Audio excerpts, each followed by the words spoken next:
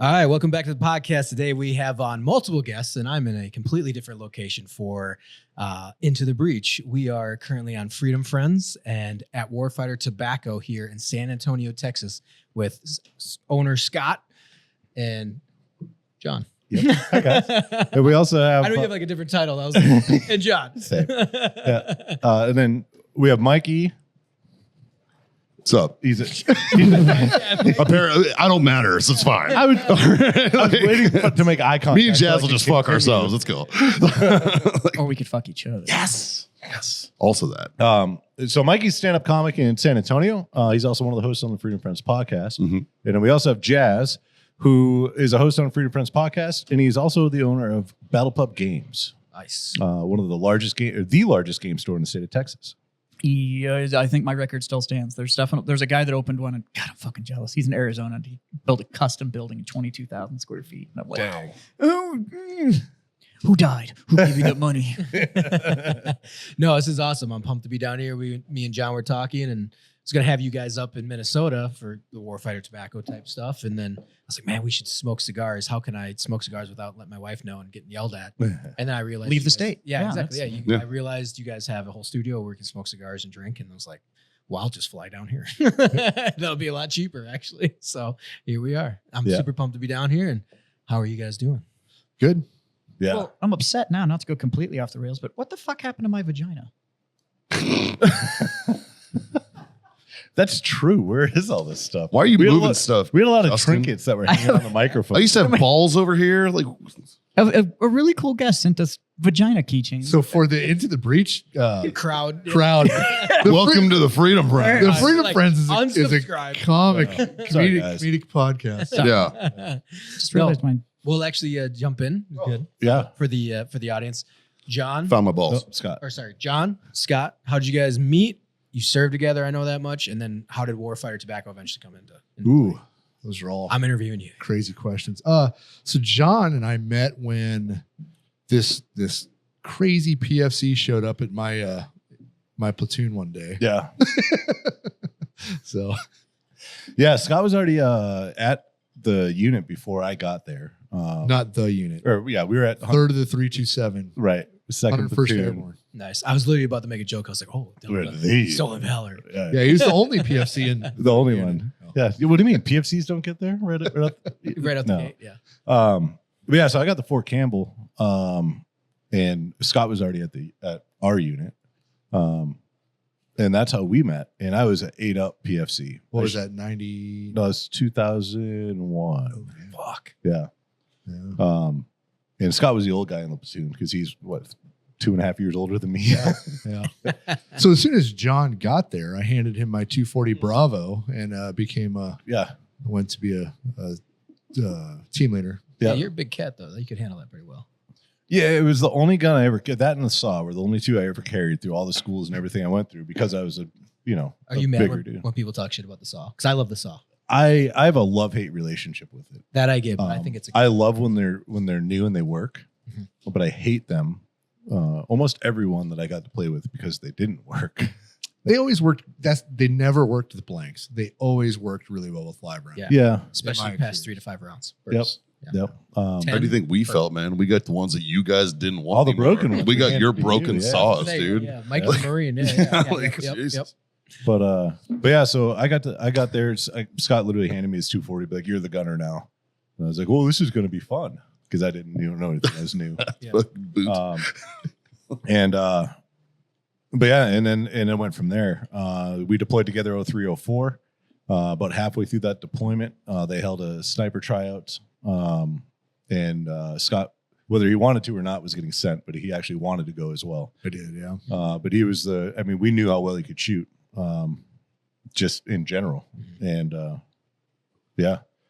Then it was cool. I switched over to Scout Platoon halfway through our deployment, but a lot of times what I was doing is overwatching these guys, so it was kind of cool. That's pretty. it was nice to have him, know who our Overwatch is, and Yeah, so you know personally. yeah, because we were like, Scott's got it, we're good. Yeah. You know what I mean? Didn't even think twice. Yeah, we did that with our scout sniper section too. Like once you went on mission with them, but then when they went out on their own, you knew who was working in your Right. area. Yeah. Like that's awesome. Know them personally, but Guys, it wouldn't be the Freedom Friends if we didn't talk about our number one sponsor, Warfighter Tobacco. Obviously, you guys have seen us all smoke them. We're here to talk about a quality product that everybody can enjoy. The great equalizer, as we've called it, the Warfighter Tobacco Stick. And it's not just cigars. They've got humidors, travel humidors, cutters, lighters, everything you need to get started on that journey. So check out warfightertobacco.com and use that code FTFO. Score yourself that sweet, sweet 15%. If you want to know my personal favorite, I'm a 762 Field guy. I like that Sumatra, real nice and even keeled cigar. Great for us beginner smokers, right? And I'm told that these taste even better when you're listening to the Freedom Friends podcast. Now, back to the show. This episode is brought to you by Grill Your Ass Off. It's no secret, we're all middle-aged dudes who love barbecue. Grill Your Ass Off is our main go-to for our spices. That's what we use, man. Whether you're doing burgers on the grill, steaks, or my personal favorite, a little bit of pork belly burn ends, right? They've got you covered on all of that. They also have salsas. They also have seasonings and spices. They got beer salts. They've got everything, man. Check them out. GrillYourAssOff.com/Freedom Friends Podcast, or use the code Freedom Friends Podcast at checkout. That's awesome. So you guys did 03 to 04, and then did you do another one after that? I did, yeah. I think, John, you got out when we got out. back. Yep. When we got back, I had organized our snipers that hadn't gone to a school yet. Mhm. I knew we had another deployment coming up, so I organized to go to a civilian sniper school in Arizona. We went to the McMillan Sniper School and got the our unit to pay for that. And I think it was like one of the first active duty units that went to a civilian sniper school. Right. And then immediately when I got back from that, I went to we at Fort Campbell. There's 5th Group. Went to SODIC and went through SODIC and ended up getting top shot and honor grad. Pissed off a couple master sergeants that were in that school. And but then they offered me a slot to be like an instructor to teach like the tour. We let about 400 to 600 first guys go through every class. Mm-hmm. And so I did that for about 8 months before my next deployment. But That's awesome. yeah, Did you guys? Was there not enough slots at sniper school at the there time? was not. For McMillan. That's why they sent you to McMillan. They sent us to McMillan because I figured out how to do paperwork and I requested it and got us to go there. That's one in Cowtown, right? Yeah. Yeah. Very good school. And I contribute McMillan Sniper School to me coming back and getting top shot and honor grad at SODIC. Yeah. Because I had just come back from, and I was like, I think I leveled up by going to that civilian sniper school. So, congratulations on them for, because this was in 04. Yeah. So it was before a lot of big training companies had even spun up yet. But yeah. It makes sense though, because on the civilian sector, that's all you do. That's your kind of like your life, and you put the rounds down range. I was like, it's like Scout Sniper School. Everyone's like, oh, you're amazing. I was like, not really. We have our range, we do that, but it's actually the shooting it's big, but it's not as big as the field craft, not as big as the op board, it's not as big as the mission planning, not as big as the other stuff that's stalking that we do. But So the McMillan Sniper School that I went to, it was good. We did stocks. Oh, really? Oh yeah, we did. It was field craft. Yeah. Like we learned how to shoot through loopholes like this fucking big. Mm-hmm. Like it was, we actually figured out a formula, how far back you had to be to shoot through what size loophole. Really? And we were doing some high tech shit, a lot of angle stuff, which if you learn a lot of angle stuff, you learn it really, you don't need to know any of it because you have to be past 300 for it to even make a difference. Mm-hmm. But if you're past 300 at an angle, like, there's not too many, or a 45 degree. Mm-hmm. So it's like, It's you have to be on a legit mountain cliff to make it Afghanistan or Utah. matter. Exactly. Yeah. Marine Corps, the mountain warfare sniper. I never went, but I know the guys. We sent a few guys, and they come back and teach us. Marine Corps way, we'll send one guy, and then we'll train 10 because they don't have to send 10. Yeah. But yeah, that's what theirs says. Like, yeah, man, you got to be at like a wicked angle to even like make a difference. Yeah, it's an inch or two. Otherwise, who cares? Right? Yeah, exactly. So, yeah. Well, for me, it matters an inch or two. Well, It's true. I think that's the majority of us. Yeah, majority of us. Yeah, that's awesome. So you went to SODIC, and then what happened after that? yeah. So I did that for about 8 months, and then we got redeployed. So back to Iraq we went, and then I did that, and I like to say I got an Article 15 with a V device in Iraq the second time. So I got a little demotion because it was one of my guys' 21st birthdays. We had a little whiskey celebration, and company commander walked in right when we were pouring it, and he fell on the sword on that one. So yeah. That sucks too, because it wasn't even like you run around naked drunk. It was no, we just weren't. Like, we were like just about the weren't drunk at all. Yeah. Like, Did you even get to drink it? No. That's the worst part. Yeah. So yeah. I know how that is because the Marine Corps is the same way. Like I didn't see it. We snuck in and we were snipers, like the sniper hooch. Yeah. We did. We like New Year's. We had snuck in some nips or something. Everybody did. And I didn't. I mean, it wasn't me. It was my buddies. But like my first pump, we were dry. Second pump, dry, and no one was hunting for it because we're out on mission. So it's just someone happened from Camp Fallujah. We're like, hey, I got it for some New Year's fun. Used to buy it off the bus drivers on Camp Fallujah. Oh, I think probably. It was like $40. Yeah, we just weren't there enough. Like you know what I mean. Like we were always out at You remember Garma? Mm-hmm. Yeah. Yes. Yep. OP Delta or FOB Delta. So Yep. that's where we were at. Absolutely. For my second pump as a sniper. But yeah, I know if you're like everyone's like, all right, lock the door. No one's, we're all, Well, it was just so out of time and character for him. Yeah. And then usually somebody knocks, but just walk right in. So that does suck. yeah, but it is what it is. It got me out. Wife gave me an ultimatum at the time. She's like, I'm going to move back home. You can come with me or not. So I'm like, yeah, I'll get out. Now was a good time to get out. Yeah. So What years was that? I got out, would have been January of 07. Okay. So Nice. yeah, It's a good time. yeah, it was a good time to get out. But So then I believe, if I remember correctly, because I've talked with you, John. Yeah. You had started, when did you guys eventually link back up again? And So we didn't speak like radio silence for probably like 5 years. Mhm. Yeah. Maybe even longer, maybe 6. And then so our platoon was really, really tight. Like to this day, like Father's Day was this past weekend, and I didn't have a phone, but as soon as I got a new one, it blew up with Father's Day texts from all the guys, like still in communication actively. So we planned a platoon reunion, which it wasn't the first, but it was one of the larger ones that we planned, to go whitewater rafting in West Virginia. you're skipping awesome. one. Oh yeah, I skipped one. So I went from a machine gunner, ended up becoming the machine gun team leader. My gunner, Ackerman, he got married in Vegas. I don't even remember when that was. 2011. That was about the 5-6 year mark. Yeah. That was like I think that was 2010 or 2011. Yeah. And so a bunch of us went out to Vegas for his wedding. Fuck, I bet 20-25 of our platoon Yeah. went out We had a there. good That's awesome. amount. And it was That's awesome. Yeah. Our platoon leader just showed up out of the blue. He's like, "Hey, I heard there's going to be a party here." And so we had a great time out there for that, and that kind of opened a line of communication with a lot of guys again. And then a couple years later, I was actually living in Europe at the time, and what were you doing in Europe, John? my ex-wife was active duty Air Force. Oh, Yeah. you depend-a-potamus. I was. It was That's awesome. awesome. And on an Air Force base. I mean, you're divorced now, but Yeah. it was I fun, mean- fun at the time. Yeah, it was great at the time. Where were you guys stationed? We were in Belgium. What? Yeah, so it was it was such a messed up mission too. So she got orders. She was airfield management and got orders to Chevs, which is just outside of Shape, the NATO base that's over there.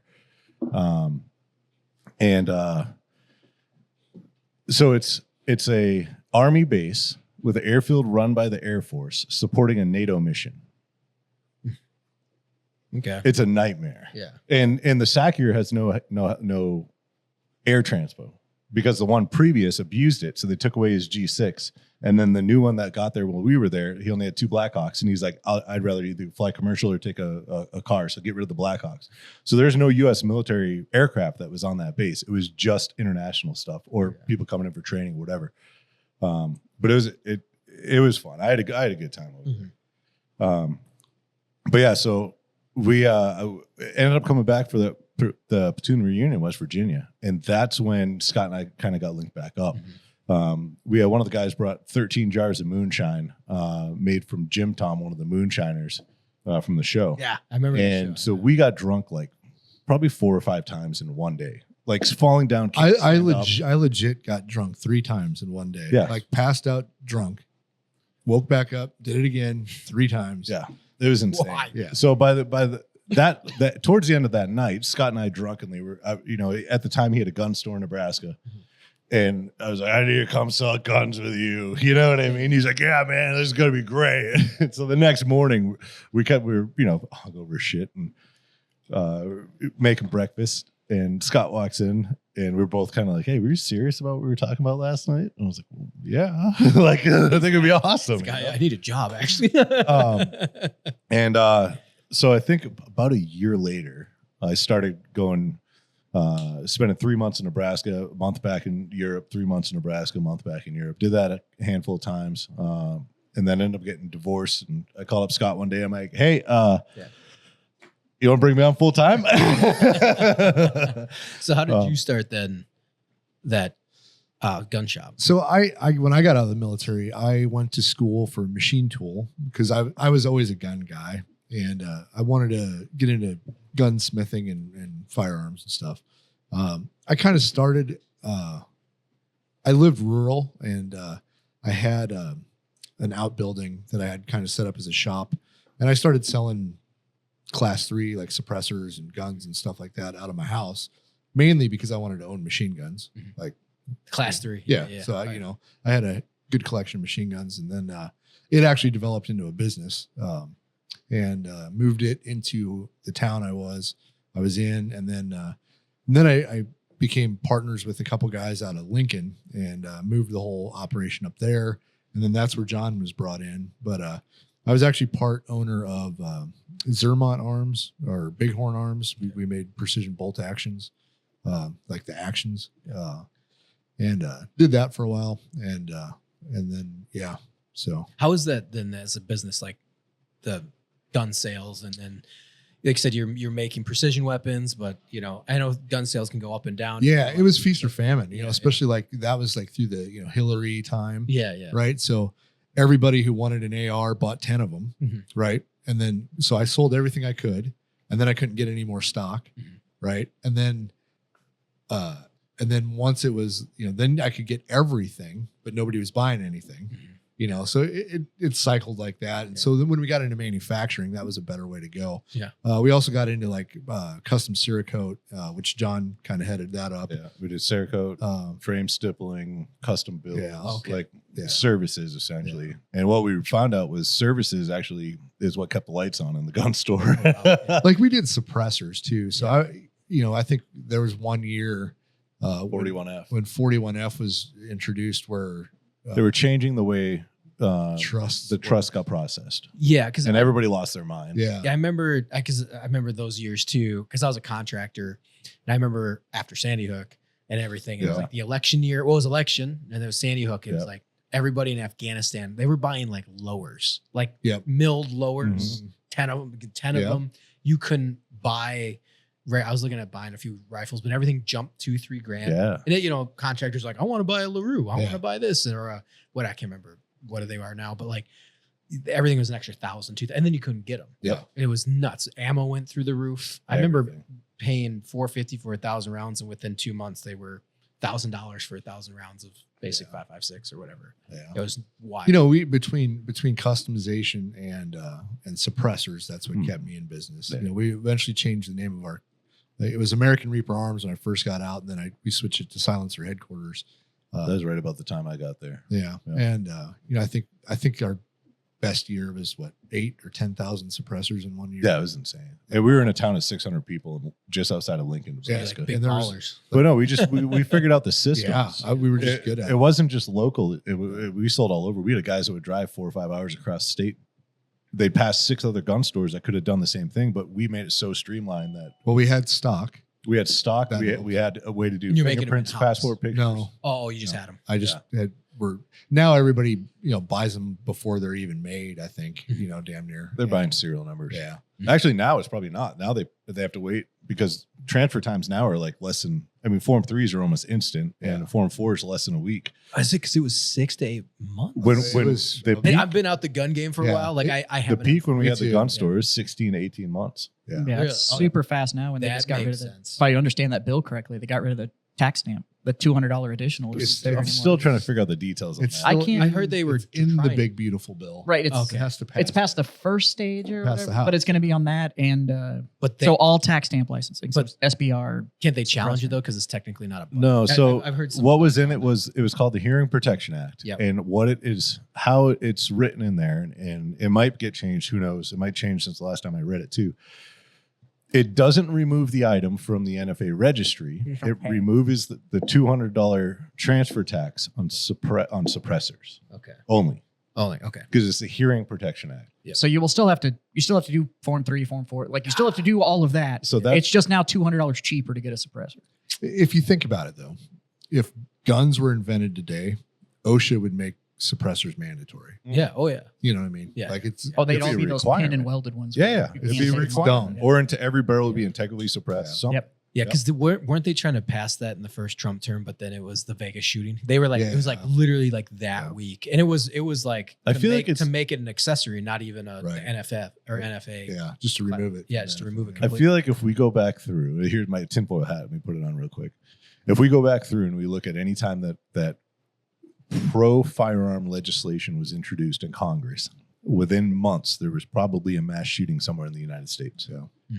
Or Harambe. I'll bet you if we go back and look through, there's definitely got to be a correlation It's between that that. fucking gorilla's fault. I was I gonna have say, to wait so long for a that suppressor. guy. Goddamn right. I'm blaming everything. on Gorilla caused everything. That's when society took a crash, bro. It started with Harambe. It really did. I It think. did, Yeah, it dude. did. Yeah, I think it did. So you guys are crushing it with that. Then what? How did that business kind of evolve? And So Scott got lazy.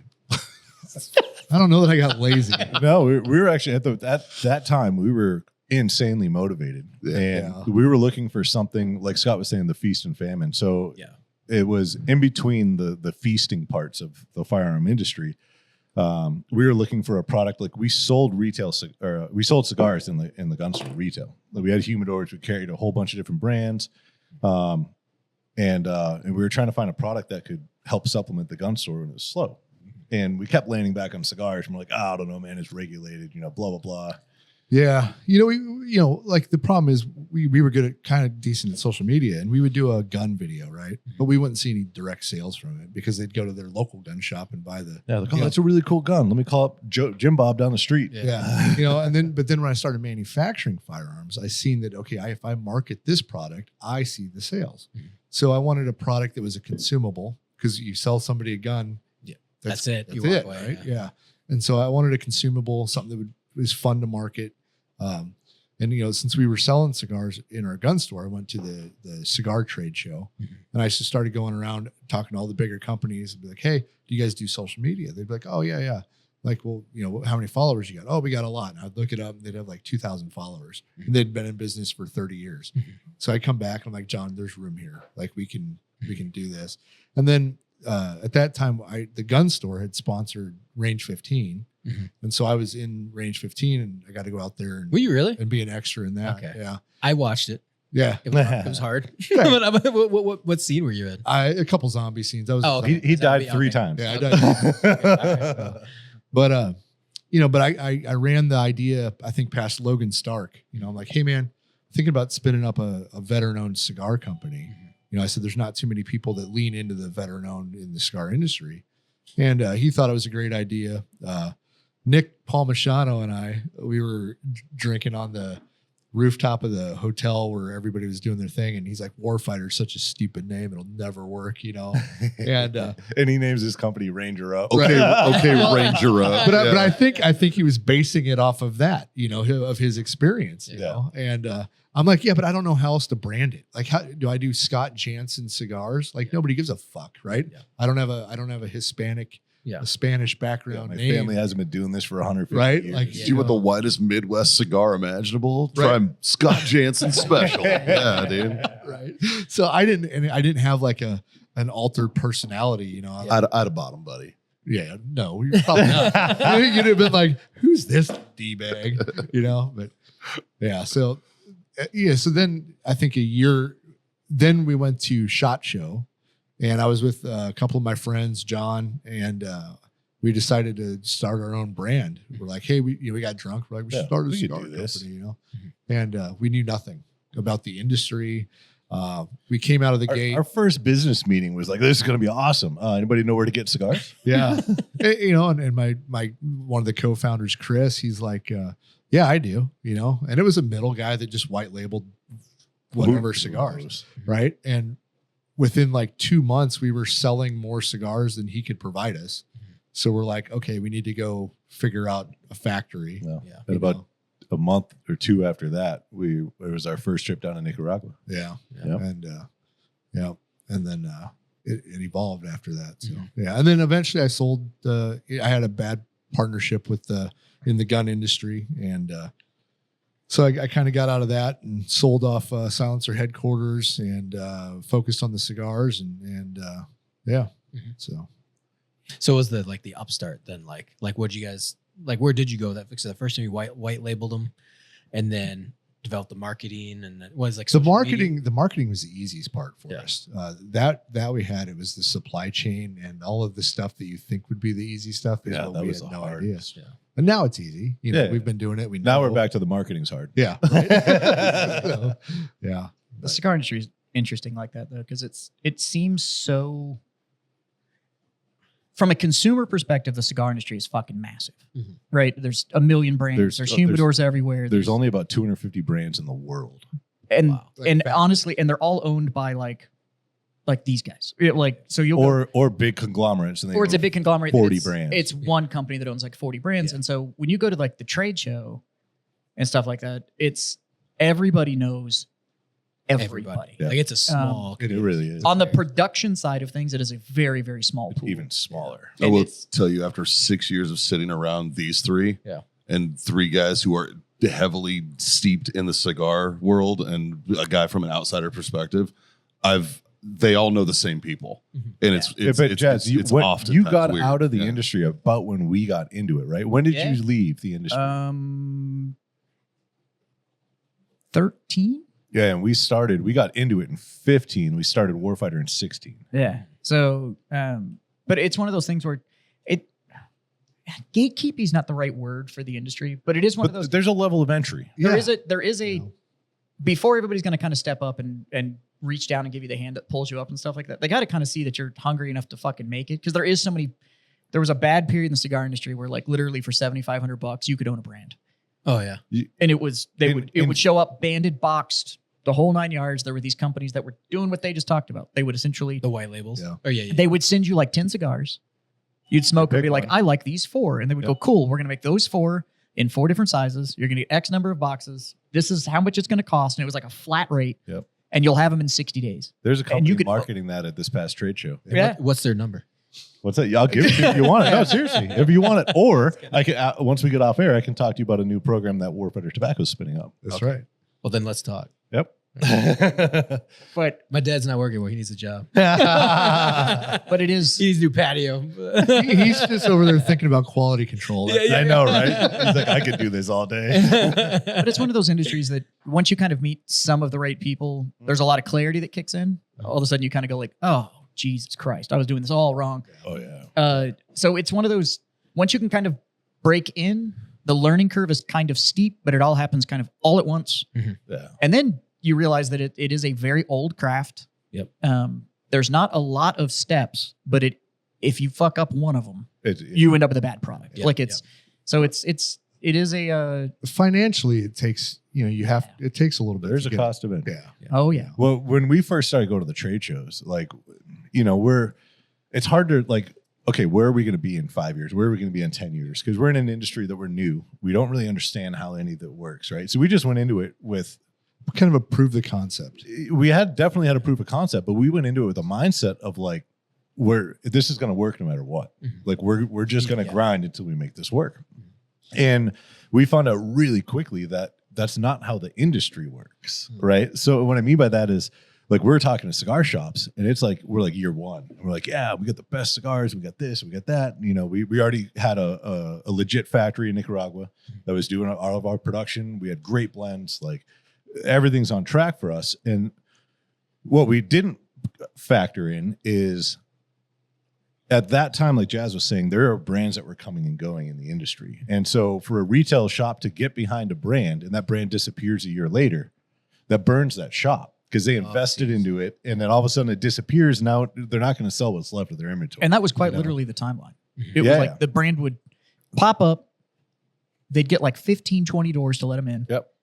And then they'd run these events. The shops would be like, we have faith in it. We'll buy big. This is awesome. Come to the event. Da da da da da. And literally 8-9 months later, They're done. the owner has disappeared. The brand is gone. It like Was it more like pump and dump? No, so what they would do is No, they'd get their initial batch of inventory, they'd sell it, they'd spend all the money on whatever they were doing, and then they didn't have the capital to do a reorder, and so they just disappeared. Well, not only that, but like you can't just.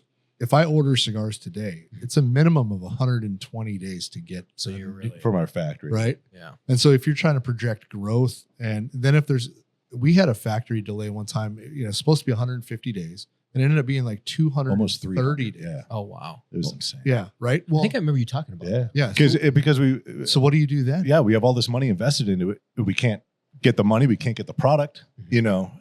And But it's the not auto a- product, like it's not a 1-for-1 replacement either. Yeah. So, you sell 200 boxes this month and you had a projection inventory for this quarter, but you've already bought for 2 quarters from now, but you had 200 on this order, you have 600 on the next order because you're looking but the at next projection. order doesn't come until But then the next order doesn't come for that. And then you end up with a 300-day delay because it's somebody all in the sneezed. tropics. So, some storm rolls through, somebody dropped an ash and burnt a warehouse to the ground. Like it's constant. Yeah. The update when you're on all of the news kind of paths for the cigar industry, the number of stories that happen on like this entire crop was lost, this warehouse burnt down, this happened, that happened, like beetle investment, like it's because it's all organic. And there's no recovery. No. Like it's not like, oh, well, some of this might be okay. And it's like, nope, if one of them's fucked, It's gone. it's all fucked. And we're starting all over. So now it's grow new tobacco, age new tobacco, roll that tobacco, wait for that to roll and age out. Like it is. Yeah. Yeah. It's a So lengthy it's almost like a sensitive process almost. Yeah, Like, very like much you said, so. even though it's like you have everything established, we got the money, orders. It is still very it's much just- a craft. it's still a craft. And then on top of that, since it's organic, if someone, you're It's right. it's You don't organic have it can't be grown everywhere. and it's handmade. It's handmade. There are no machines involved in anything from seed to cigar. And keep in mind, you're talking about Planting, harvesting, nothing. you're also talking about a maintained product. So they do something goofy, like when we had all the ports that shut down because they all went on strike.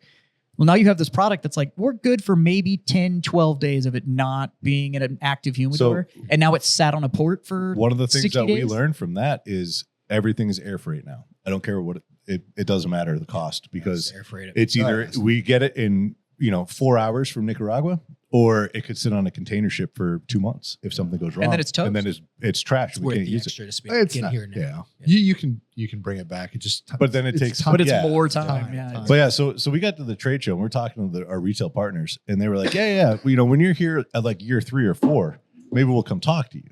Oh. And then it like kind of, it was like, oh, whoa, okay, cool. So then like year 3 or 4 came around, and I remember them like, hey, motherfucker, you remember us? Yeah. You told us year 3 or 4. It's year 3 or 4, man. Yeah. And we started getting more orders. And so like 2 years ago at the trade show, we were in our almost 9th year. And I was like, we got a 10-year cigar coming out in about a year and a half. We're already starting to work on it. Like, it's awesome, blah, blah, blah. And one of the guys who's been in the industry for, 30 plus years now. And he's like, 10 years. He's like, man, you guys are almost an overnight success in this industry.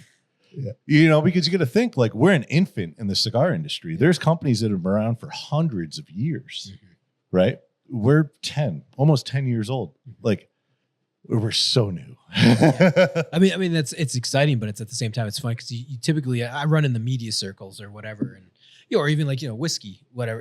People get into that, but like when you start talking about, or breweries for that matter, that kicked off breweries and beer. Mm-hmm. But it's like cigars, like no, these guys have been around for longer than these breweries have been around, like longer than the United States have been around. These brands or these this culture. And, It's generational in some of these generational. families. You look at you look at the big picture of a brewery, right?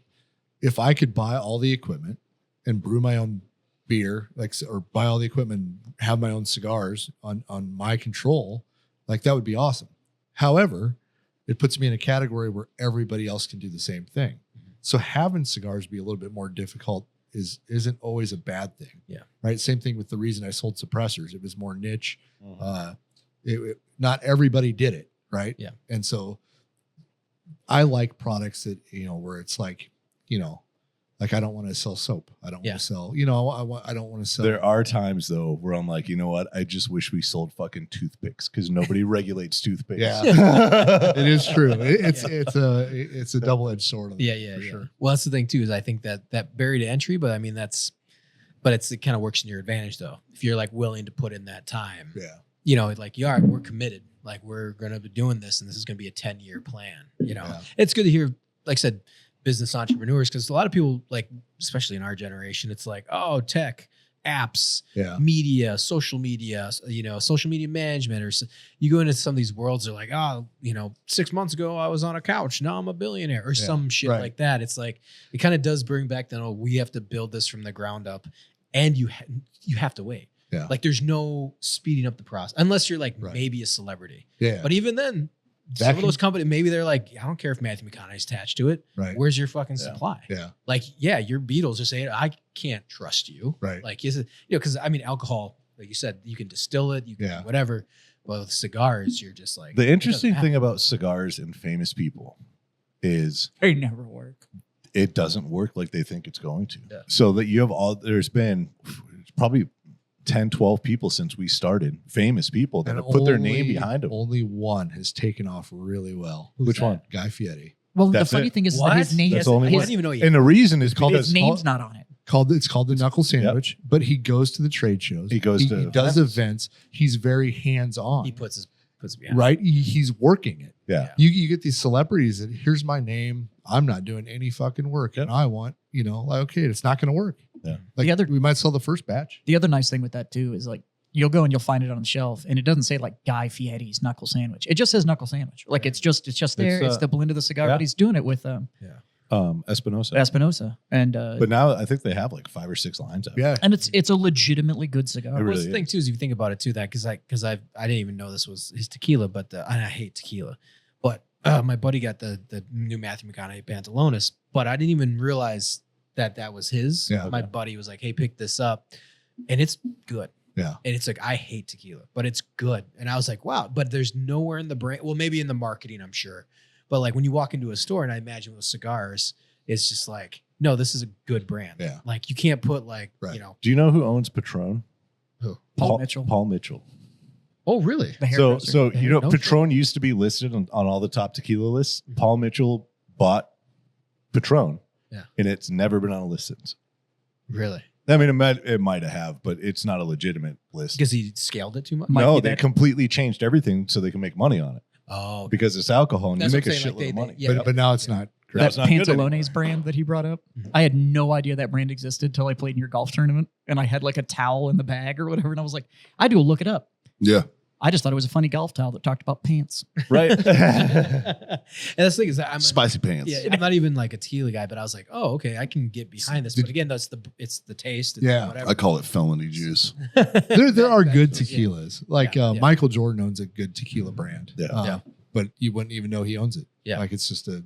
What is I mean, Sicaro? The Rock had his. That one was kind of trash from what I understand, but Yeah, It he- wasn't bad. Terramana? Tremana? Terramana? Terramana, whatever it was. Yeah. yeah. did he like put the fucking bull on it? No, No, I mean, it's got all of his like Maori Oh, okay. tattoo, his Shit. Yeah. tribal shit. on it. Yeah. From Mexico. Yeah. that he got when he was, in Northern California. Considering that I'm the size of his average meal, I don't really want to piss off the Rock, but I actually like He's a The big Rock. fan of I got Friends. He's like, nothing "Oh my bad to God, say I'm not about that, listening dude." anymore."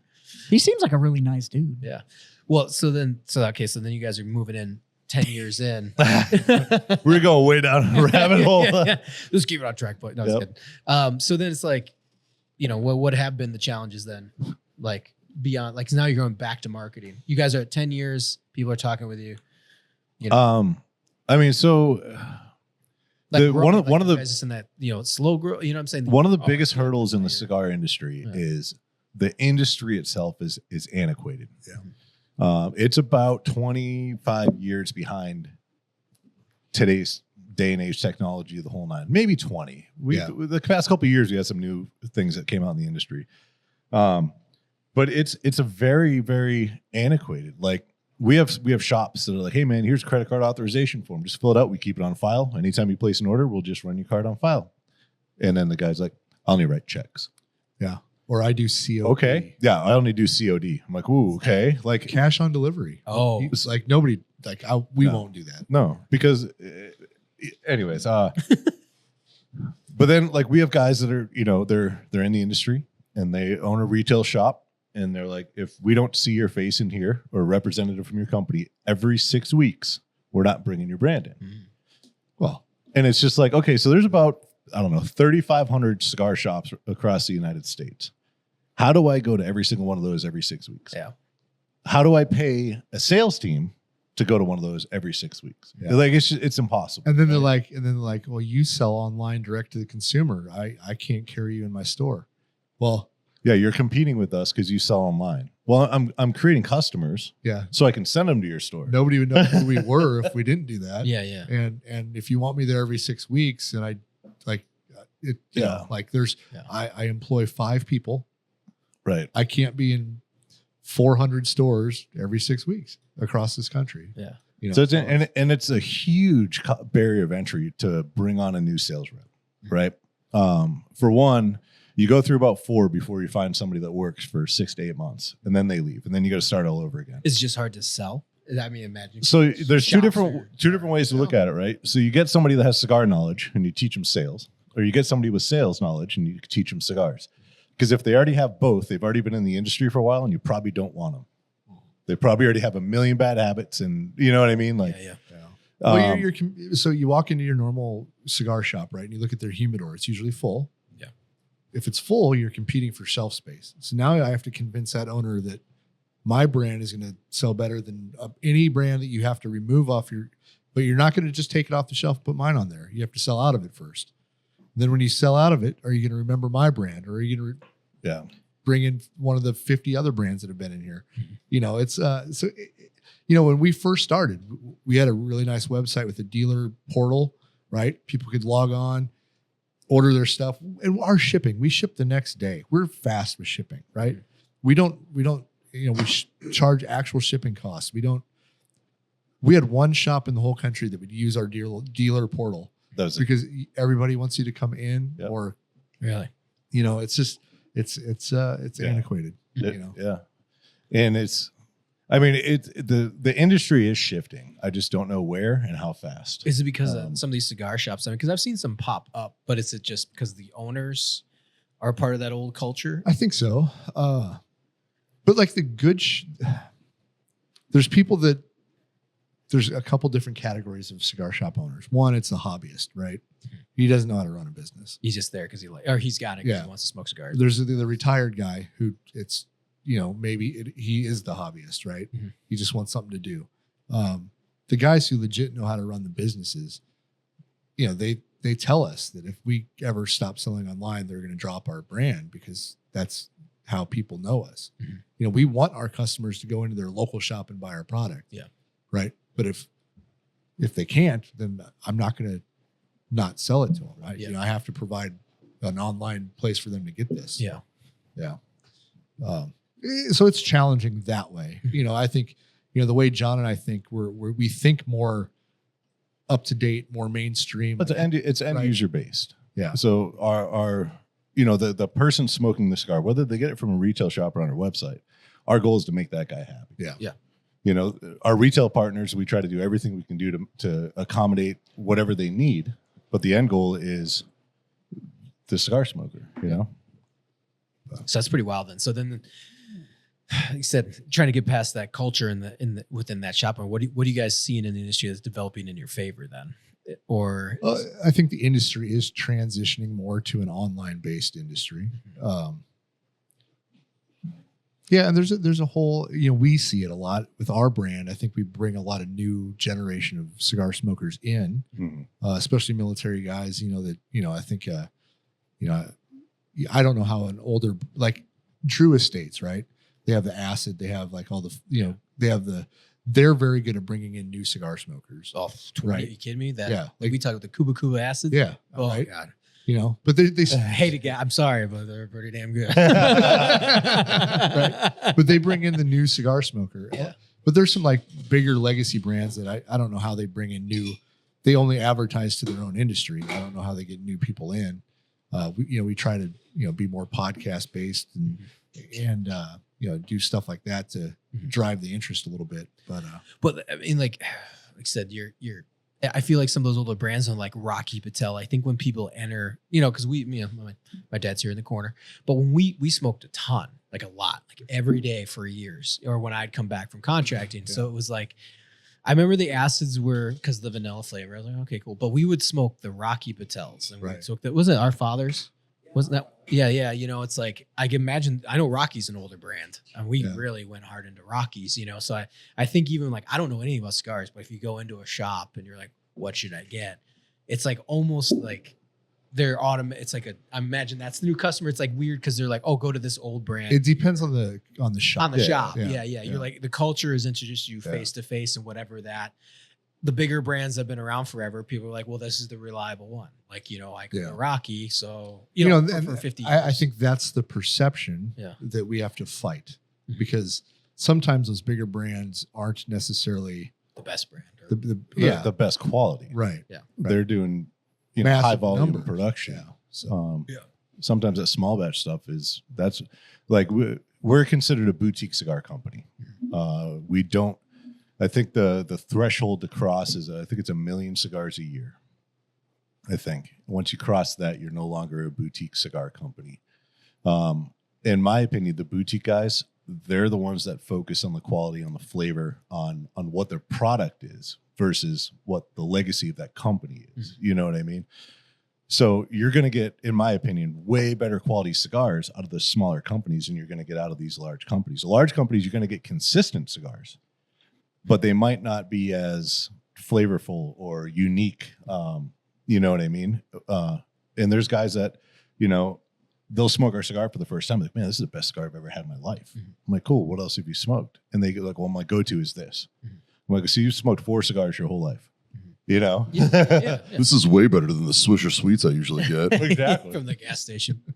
Grape flavor. Rocky's a good dude, but he's one of those advantages. So he was an entertainment lawyer before he went into cigars. And he's not that old of a brand. He's probably Rocky Patel. It's only like 25 years old. Oh, it shows how much I know. Right. So that stuff that he releases with the big years on it, those are birthday cigars. Mm-hmm. So it's like when he turned 50, he released the Rocky 50 and stuff like that. Yeah. Oh, okay. But he came into the industry with millions and millions and millions and millions. He came in.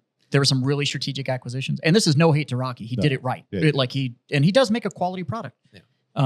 I do agree with you. I think that they are probably one of the best. Hey, I'm new to this and I want to get in. Rocky is an amazingly approachable brand. Mm-hmm. But when he came in, he launched some of his stuff. He bought the Edge, and then it became the Edge by Rocky Patel. Yeah, I remember that. And they were great. They were $5, super easy to smoke. They were fucking everywhere. The only problem with it was they came in that 100 count giant crate that they came in. But he was really smart with it. He's done amazing things for the industry. He's friends with fucking everybody. Anybody you talk to that has ever spent time with good him. Dude. Yeah. He's a really good guy. But his timing was great with where the industry was, because it was kind of the old man's club, and he kind of came in and refreshed it a little bit. In my opinion, he was kind of the first one to look at a younger, kind of like middle-aged pro, and was like, hey, we can make this kind of cool. Turned it into a little bit more of a lounge atmosphere and a little less of the kind of fat cat in a back room, or this is something that grandfathers did, or whatever. I think he was kind of the first step in that direction. And then being that he was essentially a business attorney, so he was an entertainment contract lawyer. He understood how to navigate those waters of how do we get brands to talk? How do we get this factory to support that factory? How do we do collabs? How do we do this thing? And so it opened the doors for a lot of stuff that happened in the industry since they came on the scene. I think no Rocky Patel, there's no Drew Estate. Yeah.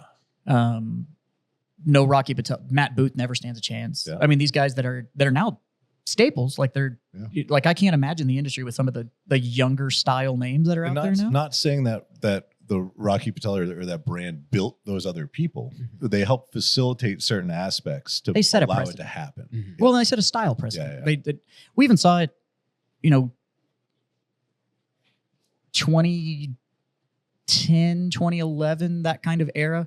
When you start seeing brands like Davidoff that did like that street art release that they did with all the graffiti boxes and all that kind of Davidoff of Geneva, like the pure white box, white label. We've made the same cigar for the last fucking 500 years. That Davidoff, all of a sudden, we were at a trade show in Orlando and they brought in all of the graffiti artists to like go to the Davidoff dinner and shit. And they showed up with like Air Force Ones on with their tuxedos to go to the Davidoff dinner and shit. Like that's when we really started to see that shift. And to be honest with you, brands like Warfighter, pushing 10 years now, the rise of the boutique that was allowed to do something that wasn't just this steeped in tradition aspect.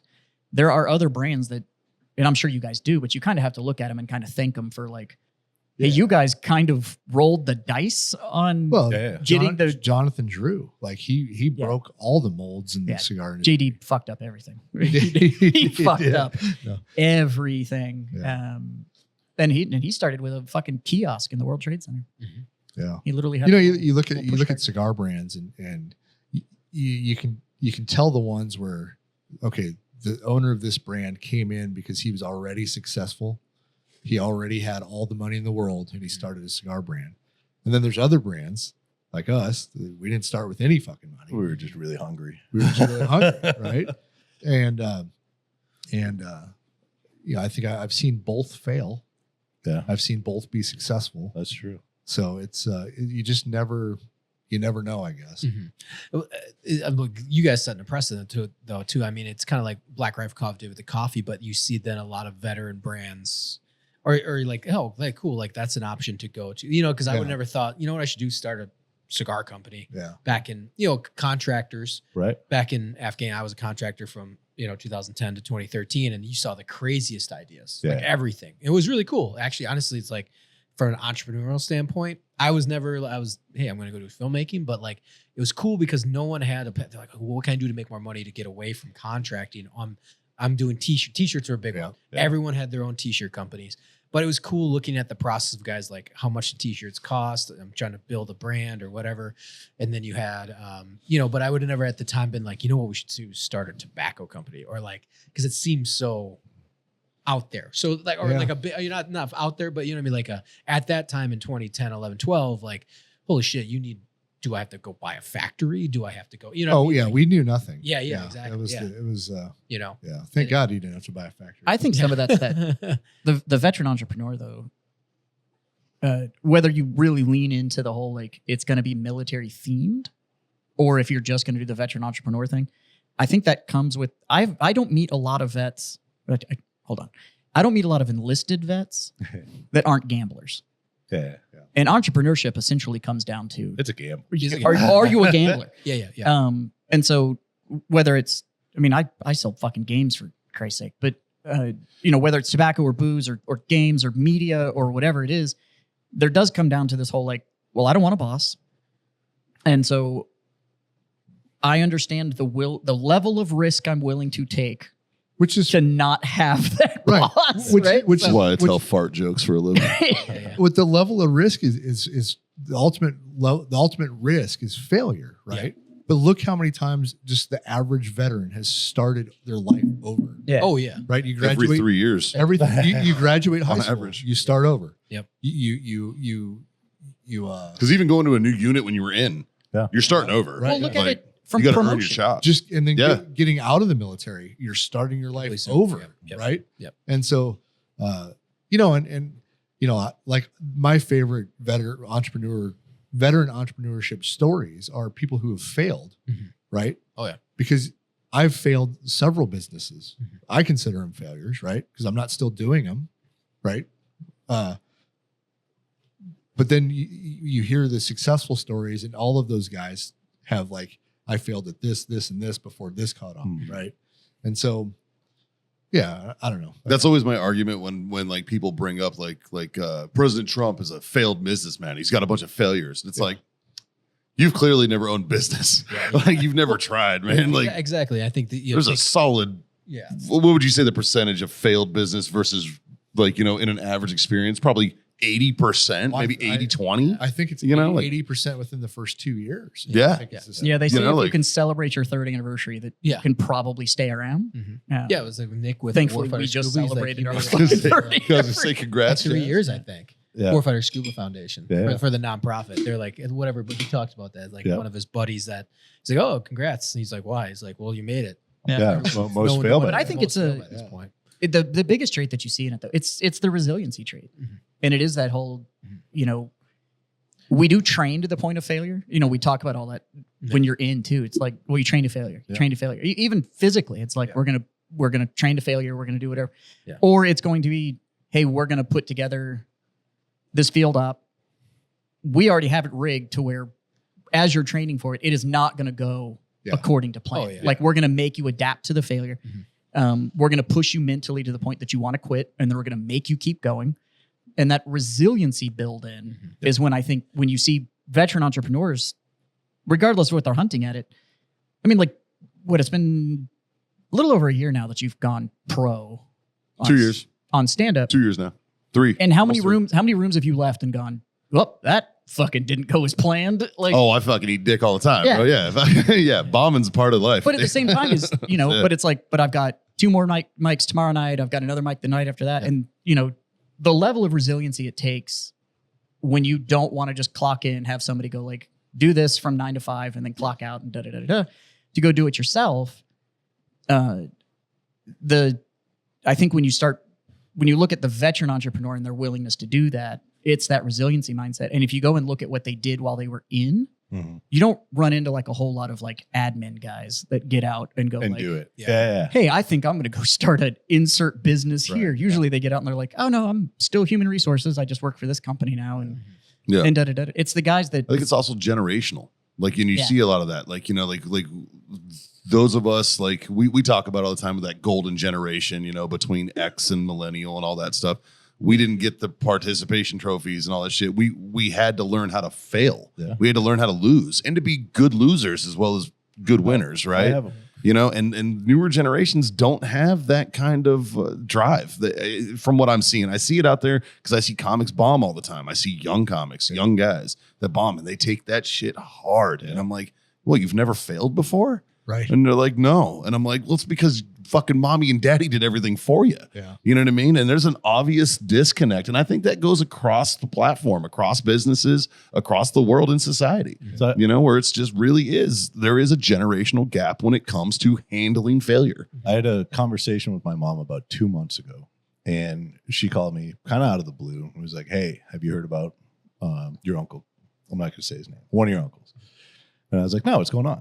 And then he's like, oh, he's in the hospital, and you know, they found him and he wasn't waking up, and you know, he's been drinking a lot lately and all this kind of stuff. And I get another uncle who's hooked on pain meds and all kinds of stuff, right? And so I literally asked my mom, and I'm like, why did it skip a generation? And she's like, what? And I was like, so my uncle's father, my grandfather, serial entrepreneur. Got back from World War II, went to Alabama, got a degree, structural engineering, civil engineering, and immediately started construction companies, gas stations. Eventually owned a Holiday Inn and a Comfort Inn, like all kinds of shit over his life. His son, one of my uncles, didn't fucking do fuck all. It just expected everything on a golden plate. And the other one with the alcohol problem, same thing. Expected everything to be handed to them because when they came back from World War II, they didn't want their kids to have what they had to do. So they got soft, Yep. right? Yeah. And then the next generation, us, right? We got somehow motivation. And I mean, everybody sitting here at this table right now is their own business in some way, shape, or form. You know what I mean? And then you look Some more successful than others. then you look at the next generation, right? And they're not so much. Like Mikey was just saying, he got up, a younger comic got on stage, bombed, and he was beat up about it. You know Yeah. what I mean? So I Yeah. feel like it's this generational skip when it comes to a lot of this stuff. this younger generation's feedback though too is so filtered. I mean, like, and I say that as we're sitting on this joint podcast that we are going to measure on views, responses. Somebody's able just to click an emoji and say how much they like it and stuff, and that's how we're going to measure this. Like, it's because there's no way to. It's the only metric we have yeah. to measure this. There's nothing tangible. But for the most part, in the reward system that we deal with now, this younger generation, almost all of their feedback is based on that. And most people, if they don't like it, just scroll on.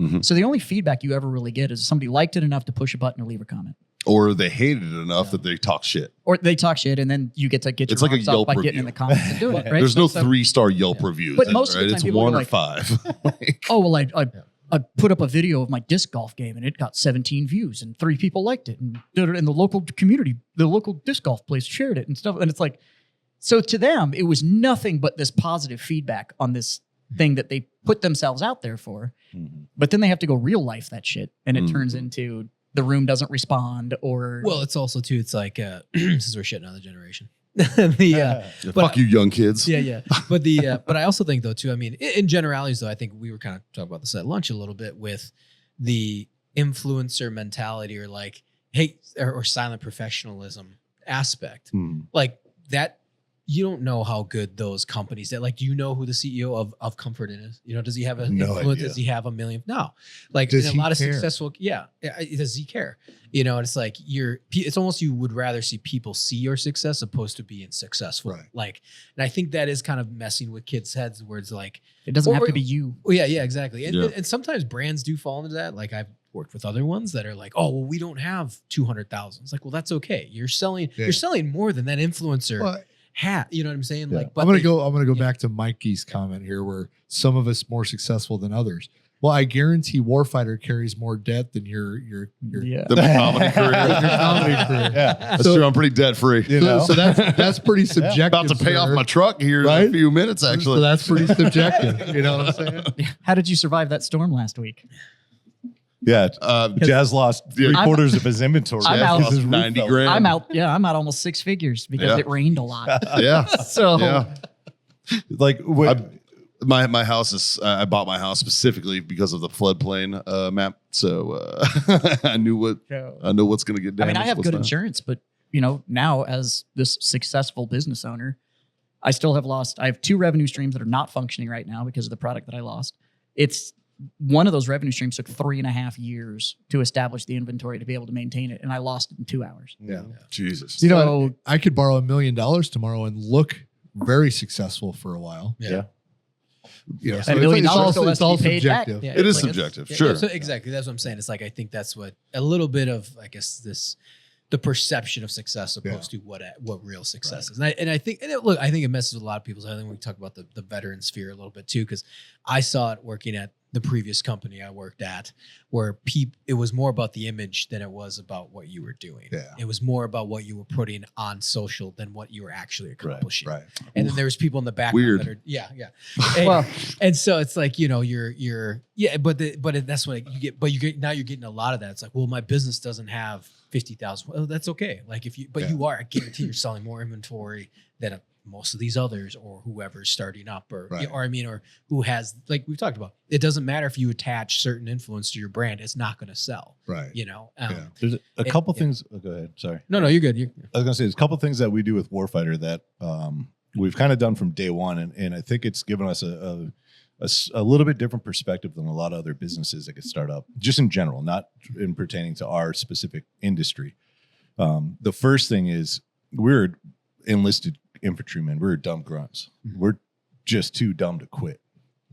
And the other thing is like Scott was saying in the beginning of this, when do I name this Scott Jansen cigars?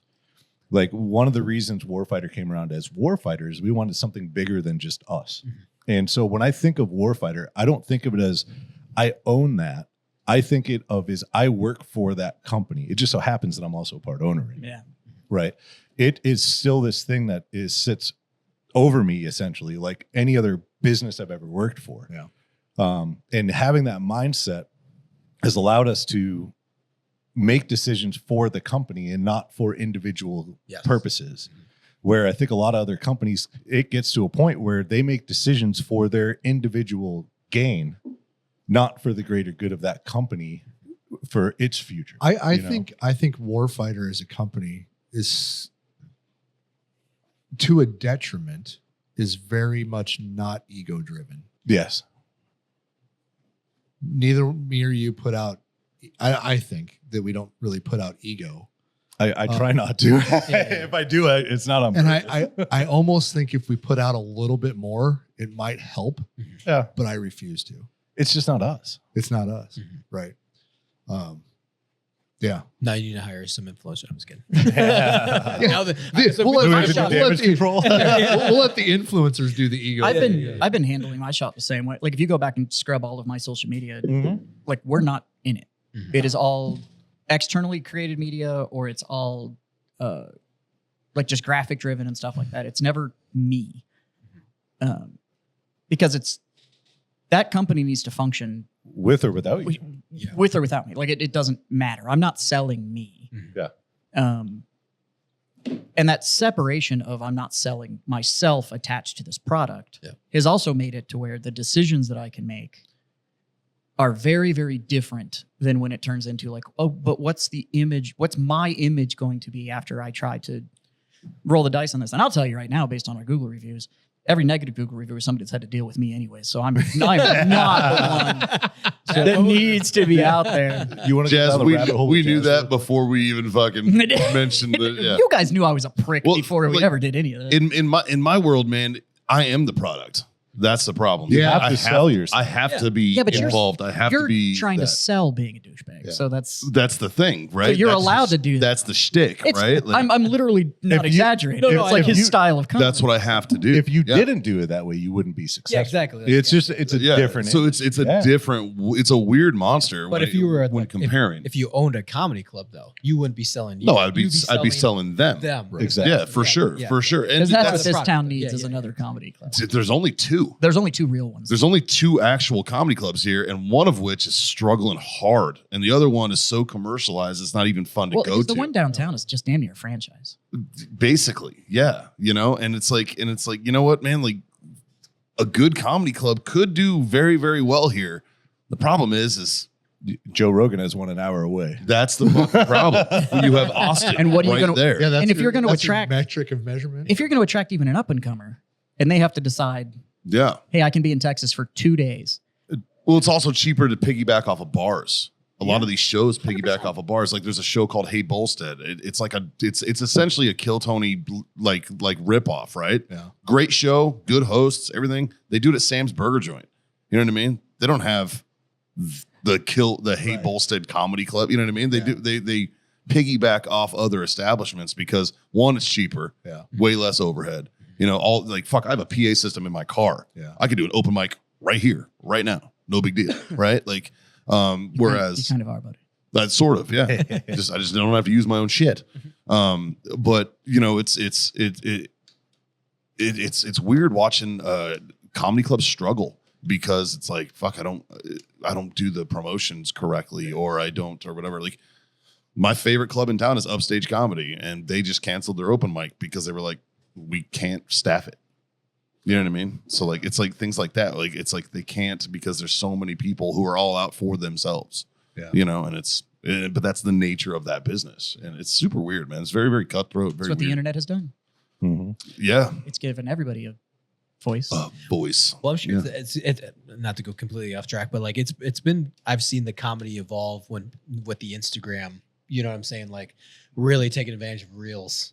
Well, People are finding people. yeah, and now from a stand-up point of view, you get snubbed because of Your following. because of your following. Oh, really? So Oh, so now fuck it's yeah, now it's dude. like a reversal now. And then you have dudes who aren't comedians, but they're funny on the internet. They make content. I've heard that. And they get hired to be comics, and it's like, this Yeah. guy's not a comedian. Yeah, Yeah. I've You know what I mean? Like, it's one thing when you can make 47 takes with your phone.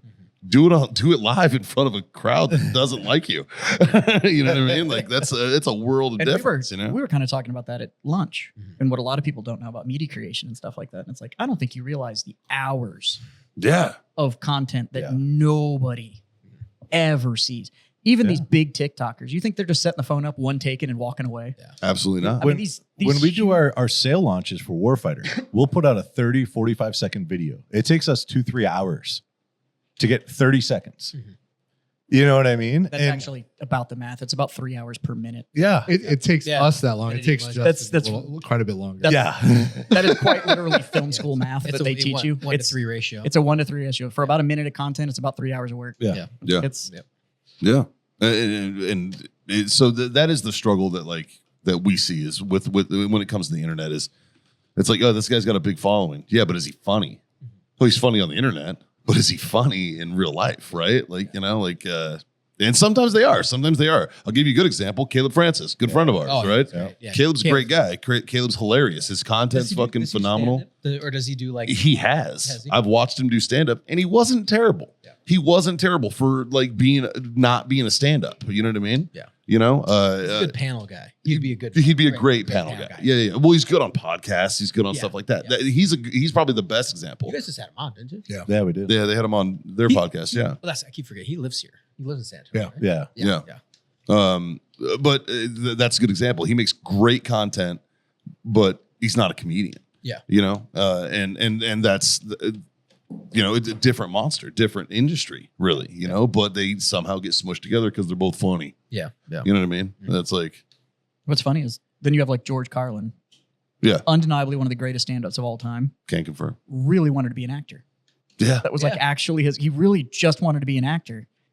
But comedy stand-up paid the bills. Yep. So Which is reversal. It- Everyone else's story. well, It's like, almost every comedian is like, God, I hope somebody signs me. Yeah. I just want to show. Dude, I just want anything. I don't even want to be an actor. I want to be a writer. Yeah. I would rather write. Like if fucking South Park called me and was like, "Hey, make fart jokes for us," I'd be like, "Fucking say less, homie. Let's fuck up Canada. Let's go."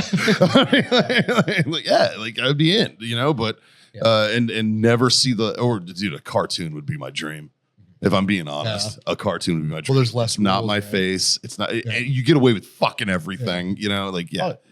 like that would be my dream. The problem is I have about as much artistic ability as an autistic kid eating chicken wings. Hey, there's So That's actually most animators. yeah. well, that's the thing, though. I mean, like, but even with you hop on Fiverr and try to find yourself an animator. Oh, yeah. I mean, And you know, it's like the barrier to entry, I should say, is low, but now there's, you know, There are avenues. The tools are I'm in there. that same boat. I'm trying to find an animator of a certain style for stuff that I'm trying to do.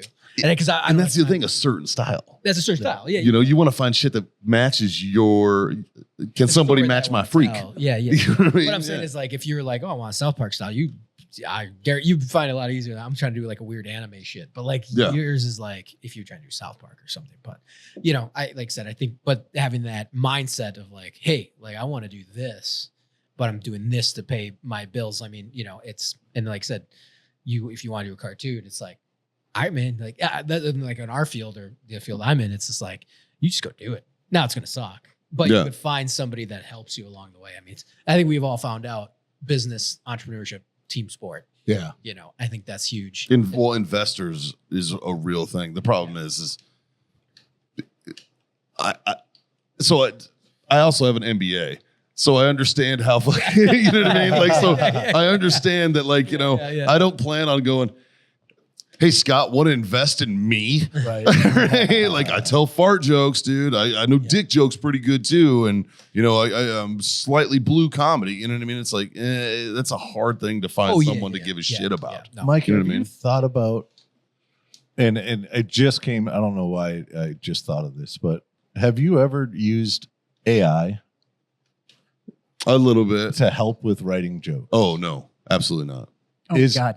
Use AI. People- Just have it write a whole set. People Feed do your it. jokes. People do it, and you can tell when they do it. Well, But- that was my No, but question. Tell you the have to- audience you're gonna do. You have to make that the joke. Oh, that's Like not how bad. bad That would be a AI funny bit. yeah. That would be a funny bit. Yeah. Yeah, I could do that. Like, go do it. Be totally upfront about the fact that it's just like, Be like, I didn't write this. AI did. you know what? Here's what you need to know about me.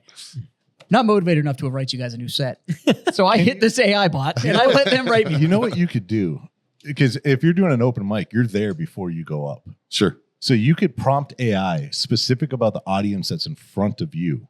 Like there's a middle-aged, male wearing a white shirt and blue khaki. Oh, you just take a picture. Or maybe even that. Yeah, And you realistically, you could. and you put all that in there and it builds you something right away and you get up on stage and that's your bit. It's like, hey guys, I scoped you guys out for the past 45 minutes and put every single one of you as a prompt in my AI platform. This is what it has to say about you. That would And you be- just fucking roast them. That would be funny. or just do the different AI platforms. Go Grok and then go Google. And Yeah. then go And just keep Chat. telling. Yeah. And just be like, I'm going to do it now. Which one's going to be? And keep copping out too. Just gonna be like, this isn't me. It's in the internet. Not me. I'm not saying It this says about something me. wildly racist. It's like, I'm not saying this. This is Grok. Grok said this. Blame Elon. And then your prompt is like, just describes the guy. Okay, make it funny. Okay, make it offensively funny. Okay, now make it racist. How did, There what are you you go. fucking watching my phone? Or We're gonna see this like on Netflix, like, Right. like 6 months. It's like, just so I swear it's 47 not minutes. AI. That's Mikey the name of my coming out special. left field. Yeah, yeah. That's the name of my special. Mikey Fahey. I swear it's not AI. Mikey Fahey presents AI is funnier than me. Yeah. And fucking. Because then you're a part of the roast too, and then everybody in the room's a victim. Yeah. Whatever you want, man. There's all these. I want to circle back to one thing we were talking about before you move on and hit these guys' backgrounds and then wrap up kind of Warfighter here. But we were talking about generational stuff, right? Mhm. So I don't think it skips a generation. Yeah. I hope it doesn't skip a generation. Yeah. And the reason I say that is entrepreneurship anyway. I watched my parents. Now, they didn't have a traditional business, right? But my dad drove truck. Yeah. Kind And of self. Was it his truck? yeah. But so, That's That's self-employment. That's yeah. but entrepreneurial. no. owner operator. When I was saying that it skips, it's not everybody. No, that's going to be my point. Yeah. Right. And then we also had our own, like we were on a farm. We had our own barn, that Mike's Hay Grandin. right? That we converted into Yeah. a hog Mm-hmm. confinement, right? And so we raised hogs, lived on the farm. My dad drove truck. Yeah. All of this was, he never clocked in. He never worked for a boss, right? And I think that's might be where I get some of my entrepreneurial Right. shit.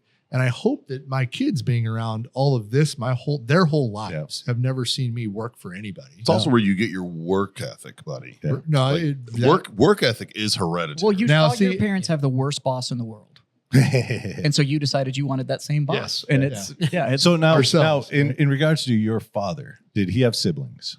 So my stepdad we're talking about, and yes, all my uncles. Now, the youngest one, Yep, what did he do? he's the one that took over their dad's farm and Did any of commercial them, farm. any of them serve in World War II? Any of their parents serve in World War II? I don't know that. So I left this part out, and it's probably a huge part of that generational skip. It's the youngest male. Has the most problems. He has the most problems, Okay. and because I'm the youngest male. no, not in your father's generation. The youngest male in them. So like my dad, no issues. My mom, no issues. Her sister, my aunt, no issues. Okay, no. My uncle, their youngest sibling, my grandparents' youngest kid, huge issues. My other uncle from my grandfather's brother, he's the youngest male, So- huge issues. My father, My dad was my the- real dad, Yep. huge issues. And the youngest kid? No, he's the oldest. Oh, okay. My dad, youngest falling kid, huge issues. Yeah, see? Yeah. And I think what it was is they got tired. They had their first couple kids, and they're like, "Oh fuck, whatever." so you're You just want saying that, here, have youngest. it. You're saying youngest child or youngest male? Youngest. Well, for me specifically, it's youngest male, but probably youngest child. If there's multiple, No. Yeah. We're all shooting holes. No, because I'm looking- Justin's way more squared away than you Jazz. guys are missing. You're missing the skip. The skip is your parents' No. generation. I'm thinking about my parents' generation. not us. Youngest male still sticks. See, Is it your dad? He's the oldest it child, Kelly? but he's the youngest male. Ah. Because Jamie, Oh, my dad. Jamie was had her shit the wired. youngest male. He was the oldest Yeah. child. Okay. So I think it's just seeing hard work, whether or not you own your own business or not. I think it's that work ethic. but like Yeah. my it's, uncle. it's work ethic and Yeah, gamble. Like it's, yeah, exactly. My grandfather was in World War II. Yep. And his only son Yeah. was my dad. Yep. Was the huge issues. Yeah, So because he- they were babied. My granddad, World War II, Yeah. his only son. My dad, huge issues. They were babied. Okay. That Actually- yeah. It's a good thing. Steve Dixon's generation. So Steve obviously has his shit wired. Yeah. Steve and I are really close, so I know a lot about his family. He's the one that's got his shit wired, and his younger ones Not so much. Yeah. not so much. See, I'm saying there's a thing. There's See, I think something. maybe in our generation is the opposite because I'm way more squared away than my fucking D-gen brother. No, our Our generation is no, our generation is today's equivalent of World War II. I'm not comparing us to those fucking beasts. No, those guys are giants. They're a different breed. We're trash. But we are that iteration So of you're society. So according to your thing, that one right there, my youngest, is doomed. Yeah, you're fucked. I disagree. I think this one's going to be your success story. I know, right? I think I this is honestly think I think he's going to break the cycle. Honestly, I think that one might be your retirement plan. I know. Like that's the one that's going to take care of you when you're old, bro. Yeah. I think our generation is different, right? Because this is a rabbit hole. So generational trauma. Mushrooms. Yep. Okay, generational trauma. I think I know where you're going with this. It's a cyclic thing, and our generation is probably the first one that is actively trying to break it. Right? We're trying to not allow what our parents instilled onto us into the next generation. Well, only the good parts, and we're not trying to keep or we're some of us are facing the trauma head on and not suppressing. And that's where I was going with it. Is it's taken enough time for us collectively, our generation, to get to that point of getting through our own trauma plus generational trauma, that the youngest are probably going to be the best. It's just the bane. The oldest are the ones, because when the guys come home from World War II, they just shut the fuck up and they grind it. Yeah. Right. And so their kids that they popped out right away, they got them immediately grinding too. And then by the time they had their last kids, they were tired.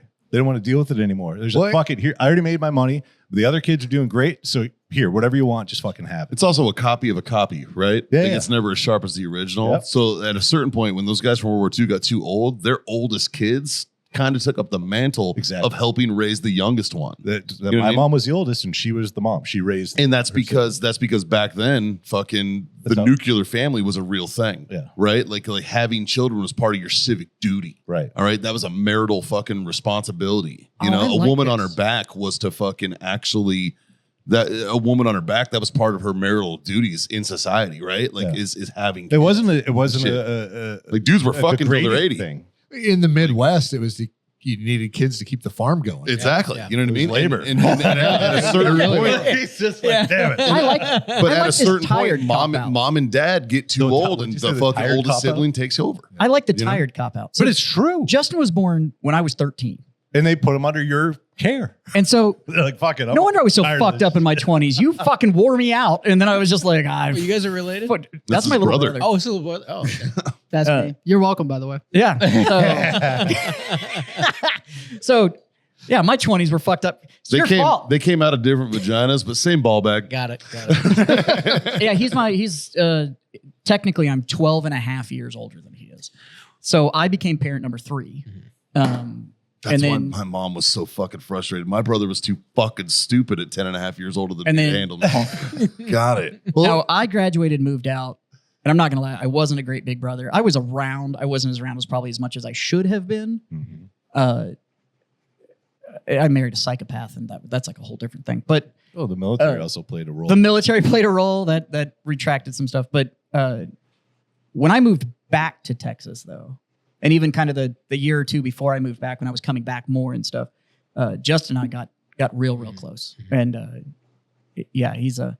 So what's great is I'll blame him for being fucked up in my 20s, but I'm totally accepting part of the responsibility for how squared away he is. It's not as his That's mom. very parental of you. I have nothing to do with it. Let's his mom normalize is a everything except accountability. saint. Yeah. Kind of the beauty about, I mean, like we're kind of fortunate. Like I have a 4-year-old and 1-year-old. Graham, 38, so I'm having them later. Yeah. But at least in like our generation, it's like one of those things where you're, the information is more at our fingertips Yeah. of like what worked, what didn't work. Right. And, and like you said, kind of like facing, like we deal with our trauma, we talk about it, but we also, I don't know, maybe it's the vet of us. We still bury it and move forward. Yep.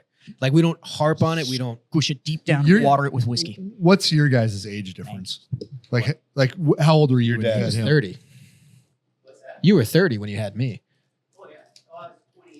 Or 28. Okay. Okay. And so, is he your first child? Last. Last? Last. Okay. Yeah, How early did you get So- started? Yeah, my Married my woman brothers. had 2 boys. 2 and 4. So you had a hot start. You like got married Insta-family. instantly, like had Insta-family. the whole family thing, and then Yeah. oh wow, he came in the blocks hot. So my question for you and my point, my question to you and my point for him is, as a 38-year-old, I feel like you're going to be a much better father because I had my first kid when I was 20, Mhm. right? And I feel like I'm a much better dad to my younger kids because one, I'm around, and I'm past a lot of my PTSD days. Shenanigans. Right. Yeah. So, but I feel like at 38, if I were to start over, I wouldn't. But I've done it already. That Right? sounds terrible. I've had 4 boys. I've been through it. I don't want to start over. Yeah. But I feel like if I would have, and like Jazz is about to be a new dad, right? Ooh, congrats. I feel like at your guys' age, you're going to be much better fathers than I was at 20 Talk because about I being was still a fucking tired. child. I will be 41 years old when that child gets I here. know. Well, so do It's worth it, man. you remember the term "sow your oats"? You know, like go sow your oats. Go have a fucking Yeah, I've done blast, it. right? And Yeah. Yeah. You guys got to experience that. Oh yeah. You never did that. That's why I'm an asshole now when I go out, right? Yeah, yeah, right. But now it's my time to shine, right? Like where I was a fucking prick in my 20s. I didn't have my first kid till I was 30 or 29, and my second at 30, right? So like, I feel like I'm a better dad because I waited till I was mature to have babies, right? I wasn't a kid having kids. I was a man having kids, and it made me a better person. That's 100% true because I think I saw that from the get-go. Like I was like, I want to go this stretch and fail. I was like, I'd rather go do the things I want to accomplish, fail, or try things before because then it is kind of like you get out of your system because you always watch I watch films, but films are our books, films are our stories, films are the heroes. It's our campfire. Yeah, exactly. It's the stories that get passed on. But when it's I don't want to say it's depressing, but sometimes you see those movies. They're like, oh, I had a kid at 18, and they didn't, and then the 20s get really rocky because and you for kinda, sure. and like how many friends I had tons of friends that had kids at 18, and now their kids are graduating. Like, and now I'm kind of jealous. I'm like, right. I'm starting, and then I'm like, oh, they're graduating. But that being said, though, like. I kind of was like, I'm going to do this. And every girl I dated was just like, I was like, you can come along for the ride, but I'm going to be a contractor. Take it or leave it. But it was when I was like, okay, it's time to settle down. And I kind of do feel that way. And I kind of push people that way sometimes. Like, look, but there is a point where I'm like, now with us, I was like, start kicking them out around 30. So my plan when I was getting ready to be an adult was to not have kids till I was 30, and that I was done when I was 30. And so, it's But my kids were planned, man. Like I told Haley straight up, we were dating at the time, and I was like, listen, my clock was ticking. Yeah. And I was like, I don't want to be an old man trying to play catch with my kids. Mm-hmm. I was like, I want kids by the time I'm 30. Yeah. And that was the goal. Yeah. So Yes, like I'm the same way. my children were planned because I feel like 30 is the good cutoff, right? It's like you've had your youth. It's time to fucking step up. Yeah. You know what I mean? And that was my mentality, right? And that's literally what we did. My kids are 15 months apart, and they were planned that way. But I didn't say like raising them though. I mean, like when you were younger, do you feel like you had a little bit more tools in the toolbox per se? Like emotionally, like you knew stats, you knew that kids should go out and play. Or no, I didn't know any of the kid raising thing, right? But one thing I will contribute my family to do is it matured me, right? Like I had a second job when I was in the Army. But it forced you to be an adult. It forced me to be an adult. Yeah. I couldn't just fail. I see some of my single friends that just went out and did all these fucking crazy things, right? I couldn't do that. Like we were in the same platoon, and if we wanted to hang out with Scott or his wife, we had to go party at their house. It was a pre-party before these guys all went And then out. we'd party there until they got tired, went to sleep, 10, 11 o'clock. And then we all go to the bars and close them down, go back to the barracks, keep partying all night. It's just... Yeah. It's my wife's youngest siblings now. They come to our house and party before they go to concerts. Right. We're in bed by 9. I don't want My wife anybody in was my house. she was the den mom. She the was the platoon den mom. Kept us all out of, tried to keep us all out of jail. She did her best. She did her best. Like her numbers on the recall roster. If you're in trouble, call Michelle. Every time somebody went to jail, she was out of town, though. I'm just going to throw that out there. There's common denominator. Coincidence? But do you feel though, I mean, like with our generation, and I think I feel good about this, but you're obviously still raising my kids, but it's like you said, the softness of the ones coming up, you feel like, I don't know, maybe because we're vets, but it's like those things, like I feel like my kids, depends on how I raise them, obviously, but like, I hope I'm successful, but it's like instilling that like more hardship into them. You feel like they're going to be like 10 steps ahead. You have to raise them hard. Yeah, exactly. I always said my kids are either going to kill me in my sleep or they're going to respect me when they get older. And I think I've kind of lived up to that. Like or maybe they'll just tell you how much they respect you while they smother you in your. I really respect you, Dad. You really taught me a lot, Dad. I really respect you, bro. But no, you This have one, all you're going to hear is you knew this was coming. But that's what I mean. Like you always hear about, oh, this next generation's weak or whatever, or however you want to label it. But it feels like, no, if you just teach your kid discipline and hard, like me, my wife, we're on the same page. Like you will play a sport. You will have to show up to something that's hard. Yeah. You will fail. My wife and I have had the exact same have to conversation do it. about You have this to. one that's on the way. like if you lose, Sports are work. yeah. Sports are a job, dude. the biggest Sports thing is teach resiliency. yeah. They right? teach people how to lose. So Yeah. none of my boys were in sports, Yeah. but I raised them. wrestled for a little bit. Yeah. Didn't work. He's a fucking quitter. No, what's vitally important to raising kids, I think, is you have to teach them respect. You have to teach them kindness, right? Yeah. But you also have to never start a fight, but fucking finish it if you have to. Yep. You know what I mean? Yep. Like, yeah. But they have to be respectful. Like when they were 5 and 6 and they'd throw a temper tantrum in a fucking store, I'd be that asshole parent that fucking whoop their ass in the store and walk In them out front, to the in fucking front car. of God and Yeah, country. I didn't give a Goddamn fuck. right, dude. Same. Right? I didn't give a fuck. I used to find corners of stores and be like, put your fucking nose in the corner of the store. Yeah. Yeah, dude. Like, yeah. Yep. Fuck yeah, dude. In front of God and country, dude. Yep. Embarrassment is a hell of a tool. Yeah, I dude, see it all yeah. the time with customers. This whatever they're called, Gen Z or whatever the fuck we're at now. These like 17 to 23-year-olds will come in, and my customer base is like 70% either prior or active military, Yeah. and then I've got a bunch of cops and all this kind of stuff. I sell really expensive shit, so most of my customer base they're older, they all have careers, they make good money, they come in because they're spending big money with me. And there's obviously the guys that get in younger, and it happened just the other day. A guy came in, asked me really rudely if we had a certain product, and it was right after the ceiling collapse. So And you were in so a great mood anyway. I was in a great mood anyways. Really, really asked me for product on half of my store that we had completely shut down because there was like 7 dehumidifiers in there and all these fucking fans and all this shit. And I was like, yeah, we've got some, what are you looking for? And I was trying to ease this so that it wasn't the whole like, and he was like, well, I just wanted to look. And I was like, yeah, I get it, but like you play a certain game, like what product are you after? I can tell you if I have it or not. And let's do it. And so he's like, I was like, cool. So my wife went to go get it. He's like, so what, we just follow her? And I was like, nope, you're going to wait right there and she'll bring it out to you. And he was like, fun, whatever. And it's his buddy that's trying to buy shit. But this dude wouldn't stop running his mouth. So my wife bought it out and whatever. And then I hear him under the be like, fuck this place. I wouldn't buy it from this fucking store. And I just went, cool. Looks like you're not. He's like, well, I'm not the one spending any money. He was like, nope, but your buddy's about to learn that walking around with a fucking prick just cost him. Yeah. And I was like, so none of that's for sale anymore. I'm completely out of stock. Yeah. I hope you find what you're looking for. Have a great day. Yeah. And it's like, Right. Yeah. there's no, like you just said, just the respect The thing respect of like, aspect, yeah. You know, I raised We them stopped hard. punching people in the face, dude. I raised them hard, but I get more compliments on on my kids' behavior, especially from when they're around other adults and stuff. And I think it's because you have to Yeah. raise them hard. Dude, my favorite thing as a parent is that I raised a good dude. Yeah. Like Yeah. my son John's he's the best fucking dude I know. You know what I mean?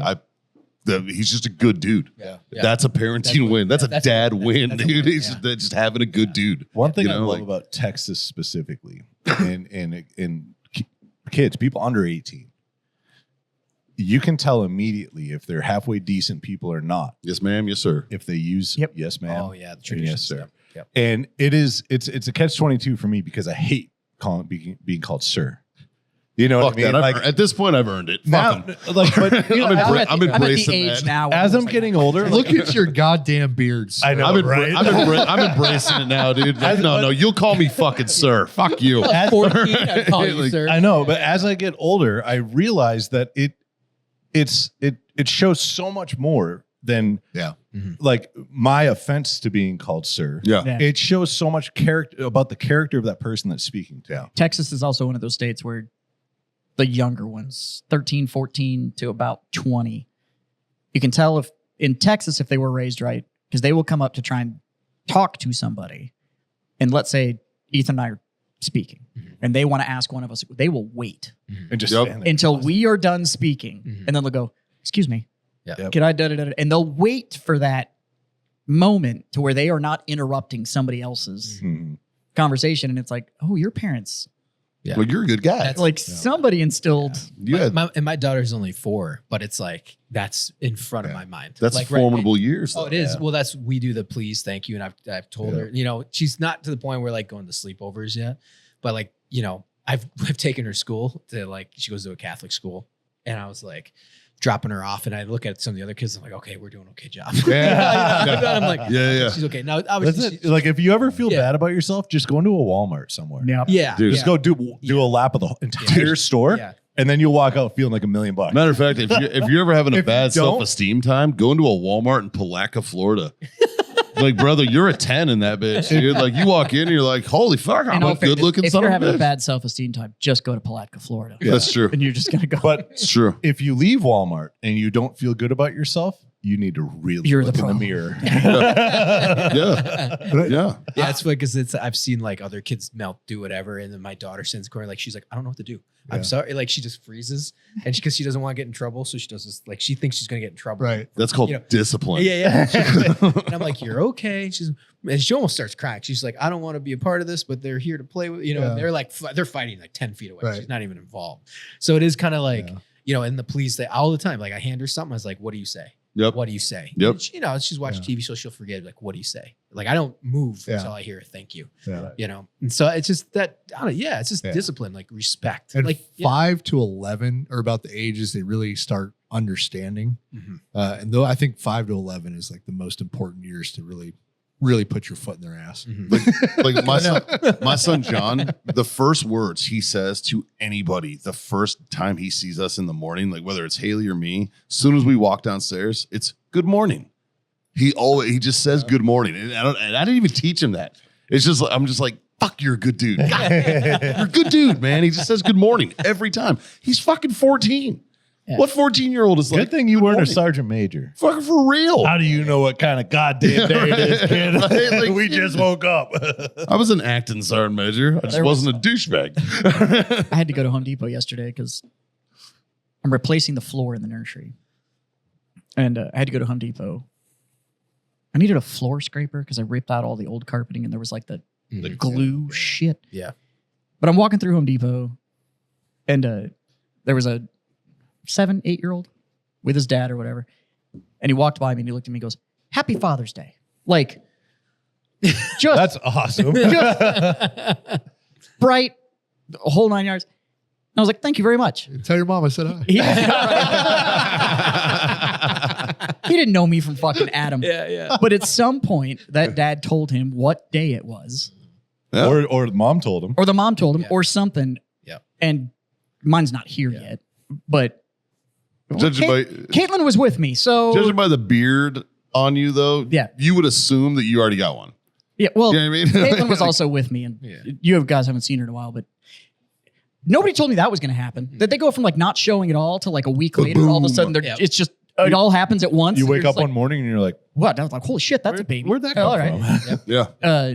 Now I'm assuming that he was probably walking by and anybody that was Yeah. male that day, he was just hitting him with it. But I was like, whoever this parent is that told this kid, like, this is what today is, and this is what we express or whatever, like, good on you. Yeah. Also, the kid wasn't shy, so they obviously made Yeah. it to where it was normal for them That's to my- interact. My daughter So- does that to like we go to stores and she'll be like, "Hi, how you doing?" Yeah. And then if she has something, she'll be like, "Look at this." And I'm like, "Okay," she'll be like, "Are you my friend?" And you're like, Yeah. "All right, like it's a little bit of stranger danger. Can we like?" Yeah, but it's cool. That's- You also, You got to find the happy medium. yeah, kid. happy medium. but that also means that Yeah. you've created a safe space and a trusting space Yeah. for your daughter, because Exactly, yeah.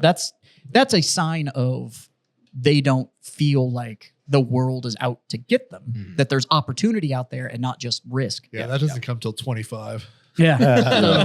Yeah. So I mean, it's good that they understand that. I mean, at 4, cool. The world can be all sunshine and rainbows. A little, few more years, and you can start do introducing. you think risk. it's hard after everything that you've experienced in life to create that soft, safe environment without trying to essentially shelter them from everything that you've been exposed to? Do I think it's hard? Sorry, I said- For you to be able to create that that safe, soft environment for your You kids. think it's hard for me, or sorry? I'm asking, do you think it's hard for you No.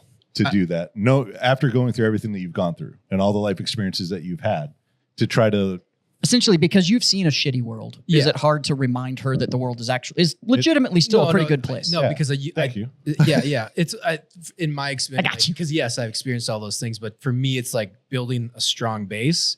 And as they get older, that's when they start understanding things. That's because me and my wife have already talked about. It's like we love to travel, and traveling to me, even if it's not in combat, like take a 12-year-old to fucking Roatan, There's they're a going to risk. appreciate real quick. I took these guys to Nicaragua just to Yeah. let them see Like, a different world. This is a Just get different them out of the world. bubble. Yeah. And it don't have to be like out there is a super dangerous world, because out there is an awesome world. But it is too. different. But it is different. So for me, like, yes, I know we've all seen it, even like with my experiences like in Ukraine or going somewhere or traveling, backpacking through Central America and all this stuff. It's like, for me, that it builds up in my inventory to know what the world can be, what the worst people, the best people. But as she's growing up, I'm trying to like download it, selectively, where it's like you have a home base is safe, appreciate where you come from, just situational awareness, but just know that things can go bad. But I mean, she's only 4. Yeah. So, And by the way, but I feel That's- for me, I feel to create that environment where I feel more confident because I've just been out there. and nobody out ages that lesson. So Yeah. when I was shooting my documentary, I took, I was still in film school when I did it, and I took my crew with me. One of them was an ex SF guy who had lost his leg and then climbed Mount Kilimanjaro. Like when President Bush did his paintings of his 100 heroes or whatever, he's one of them, like super high speed guy, great dude. I took him, but the other ones that we took, so we were the 2 vets that had gone to film school, and we were roughly the same age, the whole 9 years. Then the other ones were like 18, 19, 20, and in film school and had grown up very safe. We're now at an art conservatory, like Not very exposed to the sheltered world. kind of kids. And we took them to Burkina Faso, Africa. And they Eye-opening. came back different people. 2 weeks in sub-Saharan Africa snapped reality into sharp focus. Yep. And they came back very, very different. And then all of a sudden the strifes and tribulations that they thought they were going to go change the world here, they were all like, wow, this U.S. is kind of awesome. It was like, I think you have no idea how good it is. There's a reason people motherfuckers are trying to get in here, man. Yeah, Like, like yeah. it's- And then for me, like I that's what I'm saying. Like I think with kid, like creating that environment for them, it's like building the safety, the respect. But as they get older, me and Amanda do plan on doing that, where it's like we're not going to throw you in like, oh, go ruck 20 miles through Africa. It's more of just kind of like exposing them to be like, hey, this is what the world can be. There are good people, there are bad people. Just a roller in a 4th grade exchange. That's a pretty good segue, actually, because I'll be honest. So far, our listeners on the Freedom Friends side are like, "Who the fuck is this dude talking?" Right? None of us. We haven't even fucking introduced Ethan yet, man. Yeah. Like they've been listening to him ask us questions for like just where we at, an hour and a half. Almost 2. Hour 41. Yeah. So like, We should probably record like a little bit like a front. maybe, maybe. So if you're wondering who the fuck this dude sitting next to me, between me and John is, this is probably a good idea to mention that after almost 2 hours. We're here with Ethan Nagel, who John and I we've worked with and done stuff in the past, through Warfighter Scuba, a fellow Marine, one of my brothers on that side, and the host of the Into the Breach podcast. And your background's an impressive one, actually. Like, right? Like you do have a hell of a fucking resume, buddy. We you look got a like pretty Pete solid Page. resume. He's a condom model. Yeah. He is. I've never seen my stuff out there. He models condoms. 1994 Sears catalog. Yes. But can you give a quick 30-second fucking elevator speech about your background, bro, and like so that our degens on our side, because they're all like, we're usually listening to dick and fart jokes. What's up? Yeah, absolutely. Marine Corps infantry, 3 combat deployments, scout sniper, and 2 Iraq, on Afghanistan, combat advisor. What years? It would have been 06, Haditha Triad in Barwana, and then 07-08 was Fallujah provinces as a scout sniper, and then 08-09 was RC Central / RC East and Uzbek Valley, but that was my combat advisor. So I volunteered for that one. And so spent 10 months in Afghanistan in 08-09. And then that was awesome. Got attached to, was working with NATO ISAF, worked with Norwegian SF, got attached to Special Forces 10th Group, worked with 20th Group Special. Like it was just a. I love that emphasis. Yeah, I make sure He was attached. I was attached, and then worked with the contractors, Blackwater, all that stuff. So that was an amazing deployment. What year were you a contractor? 2010 to 2013. Oh, so not the Okay. Mohawk years. No, not those ones. Yeah, but yeah, and did another 5 rotations. Worked well, it was actually metal detectors, and then it was CIA black site. That contract, it was like they called it Condor at the time, and then shifted over because then everyone's like, oh my god, it's high speed. It's like they shut my site down, and I'm like, well, I'll get paid more as a whips protection mobile Right. in Kabul. Yep. So I went over as a DDM and did that for a year, which was awesome. And then came home. We got a Kia. What's that? Were you based out of Kia? No, we were Camp Grizzly. Oh, okay. I mean, it was over. I was just north of Gibson and the NIU complex. Yeah, I was it a wasn't- contractor. Yeah, it was Right there. over. I don't know if you know the Palace over. Mhm. by- I was a contractor in Kabul, man. Yeah. That area, Camp Grizzly. But Yep. anyway, so so I did that, and then I got my bachelor's while I was doing overseas work, and then went to film school. That was my passion. Went from there 14 to 16, and then I was in the National Guard for about 8 years after I had gotten out. In the Army National Guard? Army Guard, Oh, okay. yep. And then What was your MOS in the Guard? it's just 11 Bravo. Yeah. I ended up spending a bunch of time at division headquarters. Right. So I was super cush. So I ended up getting out in 2022 from the Guard as a staff sergeant, but we did a Kuwait deployment. So It's not a deployment. yeah. Welcome for my service there. Yeah. Thank you for my service. And then I got out, and then but I was doing film school since 2016. Basically as a school trained cinematographer, but media production, and then worked for Black Rifle Coffee for about 2 years, and then went back on my own. And now I am currently the creative director and head of special projects for Vet TV. There you go. Streaming There you go. Where, So when you worked for Black Rifle, where were you at? Oh, it was Minnesota. So Oh, during the pandemic. So Gotcha. I literally pandemic started February or March, whatever it was. March 18th. Yeah, March 18th. Literally, we had a housewarming party It that week. ruined my Spartan race. We were all drunk on St. Patty's Day, and we didn't know it was the last time. Exactly. Yeah. Because I was drinking with you guys, and I was supposed to go do a Spartan race the next day. Uh-huh. Oh, yeah. Yep. Yeah, you were hydrating. So I was hydrating. Yep. Because we were making the joke because the only obstacle course race he'd ever done, he had got hammered and then just showed up hungover as fuck and ran the obstacle Mhm. course. And I was supposed to go do it because it was here in Texas. And we were drinking, and we got the email while we were drinking Yep. that it was canceled because the world had shut we down. drank So we just more. kept drinking. Yeah. We had a joke because we saw it coming. Like they were like, "Hey, Monday Yeah. we're shutting down." So Friday was our housewarming party, St. Patty's Day, and then we called it the pandemic party. So we got a bunch of biohazard signs, and so we had 20 people over at our house and shit. And then they shut it down. Oh fuck. And We you were fortunate because every Monday we all still got shit faced. Well, Yeah. you were in Minnesota through it, so you were on straight up lockdown. Yeah, they did. It was yeah, but it wasn't super crazy. So that Monday, I actually contracted for Black Rifle. So I was contracted to commercial. It was wild. So that Monday, so the stores are still open though. So our cinema rental house was open. So I was like, well, I gotta go pick up gear. Yeah. So I drove across the city, dead. It was Not a wild. car. I was. It's doing- weird. I It was doing eerie. Eerie. It was like. It's like zombie It apocalypse was. shit. It yeah. was. There's the only things that were on the road were just truckers. There was 2 or 3 trucks, semis, and then Yep. I was flying doing 90. Didn't even know it because there's no contrast to how fast you're going. I'm just like, all right, cool. And then I'm doing 90. I was holy shit. I'm gonna get caught because there's some state troopers still out.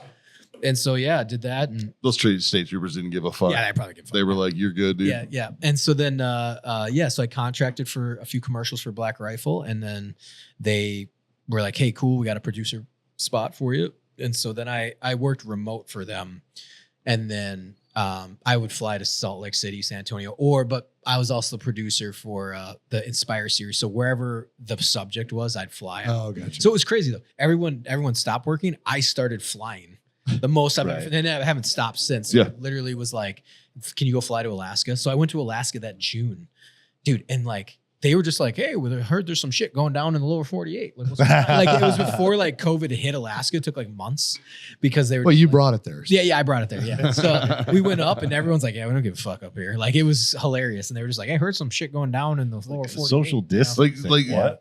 similarly, like Jazz and I were both at Grunt Style when the pandemic hit, and There was what, 10 of us in the office? because we were media, we were considered media. We were quote unquote essential. Essential. So like I was- I'm screaming from Cibolo to San Antonio downtown to the office every day, just screaming 90 the whole way on 35, and I'm just like, this is awesome. So And I it was was like playing Mario Kart. I was the director of brand, and at the time, the media department fell underneath me. Mhm. And but the office was empty. Yeah. There was like 8 of us, and oh my god, the shit we got away with. We used to drag race tanks. We They had were like toy fucking Power Wheels tanks. had and Power would Wheels drag tanks, race we were them. drag He racing put me in the wall. How much damage do you think we did? Probably at least $8,000, $9,000 worth of damage on that put one. all these crazy like glass wall separators in this He this pitted me, historical building. he pitted me into the wall. I pitted him in the wall, and it like lifted the whole glass section up and like shifted it out of the holders on the floor and shit. Like that. We just never told And anybody. we just never told him. Until Still they, now. Came back and they were until like, they noticed it. They were like, they were this is broke. Better fix it. I don't know. Yeah, it was wild, dude. I was Fortunately, his wife actually handled the facilities. oh nice. But then we went to full lockdown, and it was like literally nobody come to the office and all Yeah. that kind of shit. So Yeah. we were still doing media and shit like that. We Yeah. were doing it like out of my condo. Well, then it was like 3 of us that did it. It was like me, you, Justin, and Fuckhead. It was and like it was like just us that we were the only ones that ever went to the office. So Yeah. there was a while there It was where a it was weird just like time. it was But then creepy, dude. This show, Thank God. well, the Freedom Friends, say this show because it's going on your channels too. Yeah. The Freedom Friends portion of this show. Yeah, you can also watch this if you're watching this at his channel. You can watch it on our channel. Go subscribe. And if you're over watching it to at our the Freedom channel, Friends go channel. watch it at his channel too. His is way better than ours. But this channel, honestly, lockdown probably is where we hit our stride on the Yeah. show and Yeah. kind of figured out what the fuck. What we, gave us a reason to? Well, we started doing the buddy check. And we leaned in, baby. it was, yeah. And so that's when we were going live every week and doing He sent a check. video the other day that we didn't remember. No, it was the three of us from the video, and he recorded the video, and collectively nobody remembers. None of us remember this happening. We were like, holy fuck, how much were we drinking? I have no idea what's going on. No recollection. Well, that was funny. Like when I have way before I started my podcast, I was getting a lot of exposure to podcasts, especially with Black Rifle. Yeah. so Sure. like they would do 10 They kind of know what they're doing. Over yeah, there. yeah, oh yeah. They did 10 like a day at the ranch. So they would set up and they just cycle people through. And it was obviously they don't have a good dedicated host, but it was like somebody at the company or whatever. But they were going through, but they would go where some of the owners would get super shit housed. And then like Evan would go over and be like, yeah, that's not going live. So they would do like, Well, there's- they're like, I think that will never see the light There's of day. 2 lost episodes from that we've the ever. lockdown. Yeah. That- There's 2 of them that it's like, nope, Nope. those aren't getting out. That's not there was an episode that went live. Somebody had because that's when Texas legalized alcohol deliveries, Yeah. Oh God. Yeah. and somebody had bought each host their own bottle of Jameson. Jesus. No, I went and picked it up. And you went and picked it up. Yeah. You could do curbside pickup, bring back. And we had one show that I think went like 3.5 hours, and each one of us aced a bottle of Jameson on the show. Christ. And literally, we had a meeting like 2 days later that was like, I'm thinking we should slow the fuck down. Yeah. Like this was. And we had it 2 days later because that was the first time we woke up. Yep. Still to this day, I've never read that memo. Yeah. Yeah. And but yeah, I mean that was an interesting period. It was honestly, I think it was the resurgence in kind of the podcast forum because it was one of the only ways that Well, that- people just start firing them up. Yeah. people started Yeah. firing them up and getting them out, Out of and boredom. it was one of the it also created a lot of interaction that wasn't Mhm. there before. So real opinion could get out, just kind of what was going on. There was some semblance of connection because Yeah. you could Listen to you could listen and then you could comment, you could kind of get your favorites and follow and all that kind of stuff. And so, yeah, I mean, it was a really interesting time in just media creation and what it's done. And it's, I mean, now there's the whole joke of just like, that's what middle-aged white guys do is they just start podcasts. And it's because you can go on just about any website now and just buy the whole kit. It just To be shows fair, up. Oh, It's yeah. good. We were all in our 30s when we started this. Now, but another stereotype though is you have a female in her 39. 20s is now an investigative journalist going after murderers. And Or they it's- just that's show the you whole their, genre. Yeah, that's the whole. or they genre. just show you their butthole. Like those are the There's two one of the career two. options. One of if the you're gonna be on the internet. Or- Like, But out of those two options, one of them pays way more. yeah. And it depends how good you are at it.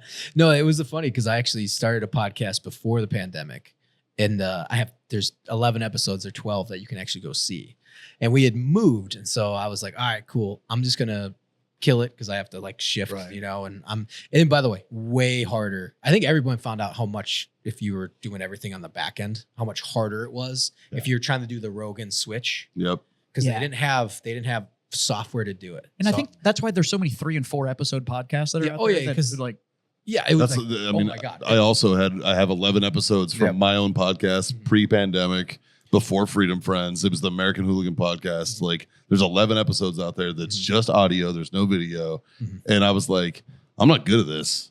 I'm like, I'm not good at this stuff. And then So what were you? thankfully, we have a producer extraordinaire over here yeah. that fucking handles shit. So were you running what 2 cameras and then cutting it all together? Yeah, and there were 2 different tech cameras. It was a really shitty. That was just for the camera nerds out there, but this is for like the producer media side. So like I had the Ursa G2, which is a cinema Yep. camera, and then I had, which is a different format. And then Yep. I have this really shitty Lumix I got off for the switch cam because it Hey, was too watch your expensive. fucking mouth up there. Yeah. It was worse than, no, it's not that one. It wasn't. No, Some of the it's some of the old worst. Lumix The point and old- shoots were rough. It was rough. Like it was like I paid $500 for it. It Yeah. was terrible. I just looked up and saw Lumix. I was like, you son of a bitch. Well, No, not that one. It is a Lumix, but it was like the super cheap version. Everything that Panasonic makes is called a Lumix. Well, and we've- there is scale to We've it. gone through our plethora of equipment changes as well. Oh, we started like a Yeah. swap meet. Oh, for sure. Yeah. boy, Well- did we. But We that's- were stealing cameras for a while. We were borrowing shit, allegedly. We at least had mics. I used to have the mics, but the thing is, though, is then I'd run it into an H6 Zoom. Oh, That was, God.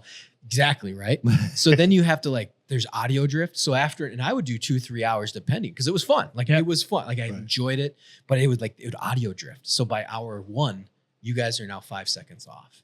Oh no. You have to every 30 minutes. It was a nightmare. Yeah. And then also but it was fun. It was a good hey, let's. I was thinking about it, but it was a lot of effort. It was before we had kids. Me and my wife had just gotten married. It was like and I had to set up and take down every time because that was like my office. It was way too small, and so It's a lot of work. it was. And it's a pain in the ass to work to light these cameras too. It was just like turn the lights on. Some of them take Yeah. way more light. And it's all, Well, you need to keep in mind too, like the Ursas. So post Ursa, then we started getting into like the BMPCCs. Yeah. and yeah. I then- had the G2 because I was Yeah, a contractor, so which is a I- monster. it's a monster and, And, great camera. but it, yeah. it is to this Yeah. day. It's still I still hold it, yep. yeah, it's still absolutely fantastic. But the problem is you run into formatting issues. Yep. The file formats that Blackmagic's kick out are actually designed Huge. for their nonlinear editor, and they're absolutely massive because the amount of data that you're getting. Yeah. So then you have to look at the machine that's powerful enough to pump out the images off of that camera, and Yeah. or it lengthens your workload even more, or you're trying to proxy edit, which is a fucking nightmare. God Like, forbid you have to upload it somewhere. Yeah. Well, the thing once it was done too, and so then we moved, and then COVID hit, and everyone I did the opposite. I was like, you know what? I'll just take a break, and everyone started their podcasts, and then I was like, I'm going to eventually come back to it, but this is kind of like a self-branding thing a little bit that we were talking about before. Yeah. It was called the Nagel Bear Podcast. Now, if I had started that when oh I my was god, 20, I'm only gonna call you that. Yeah. Adorable. I know, right? yeah, that was my nickname when I was a contractor, and so Oh, I'm calling you that now. that's Yeah. right. You can call it now. Some people still do. It's like it's dying off. Nagel Bear. Yeah, It's it coming was back now. Nagel Bear. Oh, dude. Which I don't mind. I will that's tell my you call one sign. thing. I'm gonna get You your just number. you just after told the this. Freedom Friends, our fucking people, that Go for it. they don't let shit go. I'm still dealing with sock shoe fucking posts and fucking like Michael I'm gonna get your Phelps phone and number all just kinds so of every once in bullshit. a while I can get a text from Nagel Bear. Yeah, go for it. Absolutely, Just absolutely. make my life. I love. happy. Yeah, I love it. It's on all my stuff. Like, You want to talk about bringing up old shit? The ones listening to this, trust me, they bring up old shit, dude. yeah. I still have people sending me fire trucks Yeah. for purchase. I did a cigar event in Kentucky, and one of the guys was like, "Hey, did you bring Mikey's Crocs?" Yeah, right? Like fucking obscure. Like we talked Why about the that fuck 4 would I years travel? ago. Why the fuck would I travel with Mikey's Crocs, man? That's a to weird be thing. fair, we talked about it 4 years ago for 8 months straight. That's Yeah. true. that is caught up. Yeah, we beat the shit out of that topic. Yeah. The Flocone de Neige got beat to shit. But it was I fun got though. published on Urban Dictionary. Nice. That's pretty dope.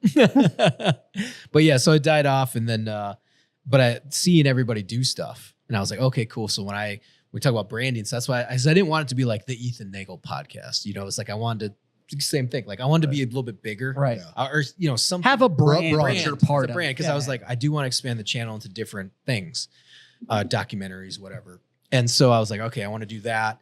You know, obviously it's more veteran heavy, but I'm getting the veterans on, but I'm trying to bring in more different outside people. Obviously, you got to get your base going. But looking at how everybody set everything up was nice because then it was like, okay, when I build out my studio, I want like episode 1, like we're off running. But also, as you know, as a you're doing it on your own, it has to be streamlined. Like it's gotta workflow is everything. Yeah. And so you're just like, so for me, like the way I set it up, everything just turns on. I have everything on my app, my lighting. I press the buttons on my phone and everything lights up and it's already ready to rock. Nice. And we sit down, you press record. And I have little monitors to make sure, like, because I don't know why sometimes the cameras overheat, even though I set them properly. Yeah. Most of the time they don't. And so I was like, cool, because I'll do 3 to 4 hours. Yeah. And so then, it's good to go. And I just throw them in the editor and it takes me about maybe 5-10 minutes of post, even though I'll re-edit them. But it's, Now at lunch, we talked a little bit about post film school and everybody goes to film school with the idea that they're going to be like the next great American director. Right? Yeah. Like that's still hope. That's always the dream. Right. I still Let's have go, delusions. Scorsese. And and I did too. Like I'm not gonna lie, I went to film school and was all like, I'm gonna go on the directing path. And then you get some really good advisors, and they kind of go like, what is your actual goal with film? And it was like, I went older just like you did, and I already had the mentality of like, either you kind of get the mentality of either you know how to direct or you don't. Either you can go out there and you can say the image that you want and what you're trying to elicit out of the response, or you don't have it and it's kind of an intangible. It's almost impossible to teach. Most film schools will just give you the exposure to the seat. It doesn't really tell you how to do it. Yeah. And so much like you, my advisor was like, what's your goal? And I was like, there shouldn't be anything on the set I can't do. And so I ended up in creative production. So they had spun up this new format. It actually put us in the design and production school. There was only 8 of us. And so, but it was far more of how do all the cameras work? How does all the lighting work? How does everything work? How does set design work? Like I wanted the mechanics of how the set worked. Because it was like, if I have a vision, I already know how to communicate. I should be able to communicate the vision. But I don't want, if I have a small crew or I am solo or whatever, I don't ever want to be stuck on the fact of like, well, I have this story I want to tell and I can't tell it. And then much like me, based on what we had at lunch, you did find kind of where you were falling on like the commercial side and the documentary side of things. What was there like a turning point for you that was like, damn, I really like documentary? It was falling into it because like when I went to film school, like I was telling you before, I'll tell the audience, when I went, I've been wanting to be a film director since I was 13. Yeah. So it's always been in my mind. Finally get to film school, like kind of doing the thing like So Euro. It's like I wanted to go contract, make money, chase girls, have life experience. Now I'm going to go pursue this. Because also too, Attaboy. yeah, thank you. And so, but it's like just also the stories that you tell. Because again, you were older, right? I was too. The stories you can tell, and these 18-year-old kids who don't have that type of story is just like, and there's nothing against them. It's just they just don't have anything. So when I would write, even though I was a beginning screenwriter, we'd do the log lines, we'd do whatever. I was a decent creative writer in high school. I used to write a lot, but it's like, okay, cool. Now you're restricting me into this format. That's great. How do I say so much in so many words, you know, and whatnot. And it was great to have that, like, okay, how do I get my vision onto the paper? The formality of script structure was obviously great from film school. Yeah. The idea of like, I can write a story in a notebook all day. Yeah. Yeah. But now like if somebody cold got a hold of the script, could they tell what the fuck I was trying to do? Or is your vision, like me as a director, if somebody gets this, you know, because every director has their own little style. If a screenwriter got it. Yeah, exactly. Yeah. Yeah. And I'm not a great screenwriter by any means, but it's like if I have to write it, then I can write it. And obviously you want a screenwriter to write it. But it was awesome. And just like my professor, who ended up being my professor when I walked through, I was like, well, I want to direct films and projects, but I need to know how. Because we are in the era of, and we also, when I was in high school, like I was directing projects, you know, they're all my homemade movies, but I was the camera operator. I knew, but I was like, I want to know, how do I make what it looks like in a Michael Bay film? How do I make it look like that? Like, how do I make it look Explosions. like Ridley Scott? Yeah, that's In a Michael Bay film, it's low explosions. angle explosions. Yes. Explosion. Slow motion. If you want it to look like JJ, just flares. Yeah, flares Flares everywhere. Yeah.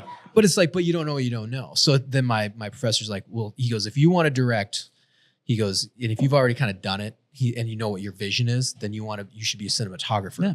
Because then now you know the technical, and then that technical, then it's like as a director, you know exactly how to do it. So you're not, because I've run into guys, and which is fine. And you learn that in film school, which is wild. I never knew some of the greatest film directors are like, Couldn't turn the camera off. okay, they don't know how to turn a camera off. Yeah. They just don't. They're like, that looks good. And then, or they don't even look through the viewfinder. They just like look side, like this looks great. And so then it's like, wow, it totally opened up my world to that. But Now yeah. the greats all can, and you'll Yes. see images of them like They on know what fly they're doing. rigs behind the camera. Because- they know what they're doing. because they But used to be cam ops, or they used to production designer, they But understand how it's going to ultimately, in that discipline, you can have the best vision in the world, but if the camera's not seeing what you want, Exactly. you're fucked. Yep. Documentary was something that I got passionate about because of the agility that's required in a documentary format. You're still telling a story, and you can still shape that story, and you can still put it all together. But you've got right now. That's it. There is no reset. You get this one shot at it, So and that's all you've got. there's a flip side to that same coin. And I'm not trying. Do you got more? I don't want to cut you off. No, go ahead. Okay.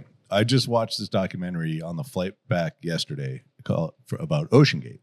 Something I like watched that. it. want to Oh, watch yeah. I want to watch Saw that. it. Right? Right? Good. And it's Saw it. bullshit. Mhm. It's not good. Oh, it's not good? Damn it. No. Yeah. And I'm going to ruin it for everybody real quick. They go over the 10 years leading up to that dive. And then they get to when that dive happens, the whole fucking event.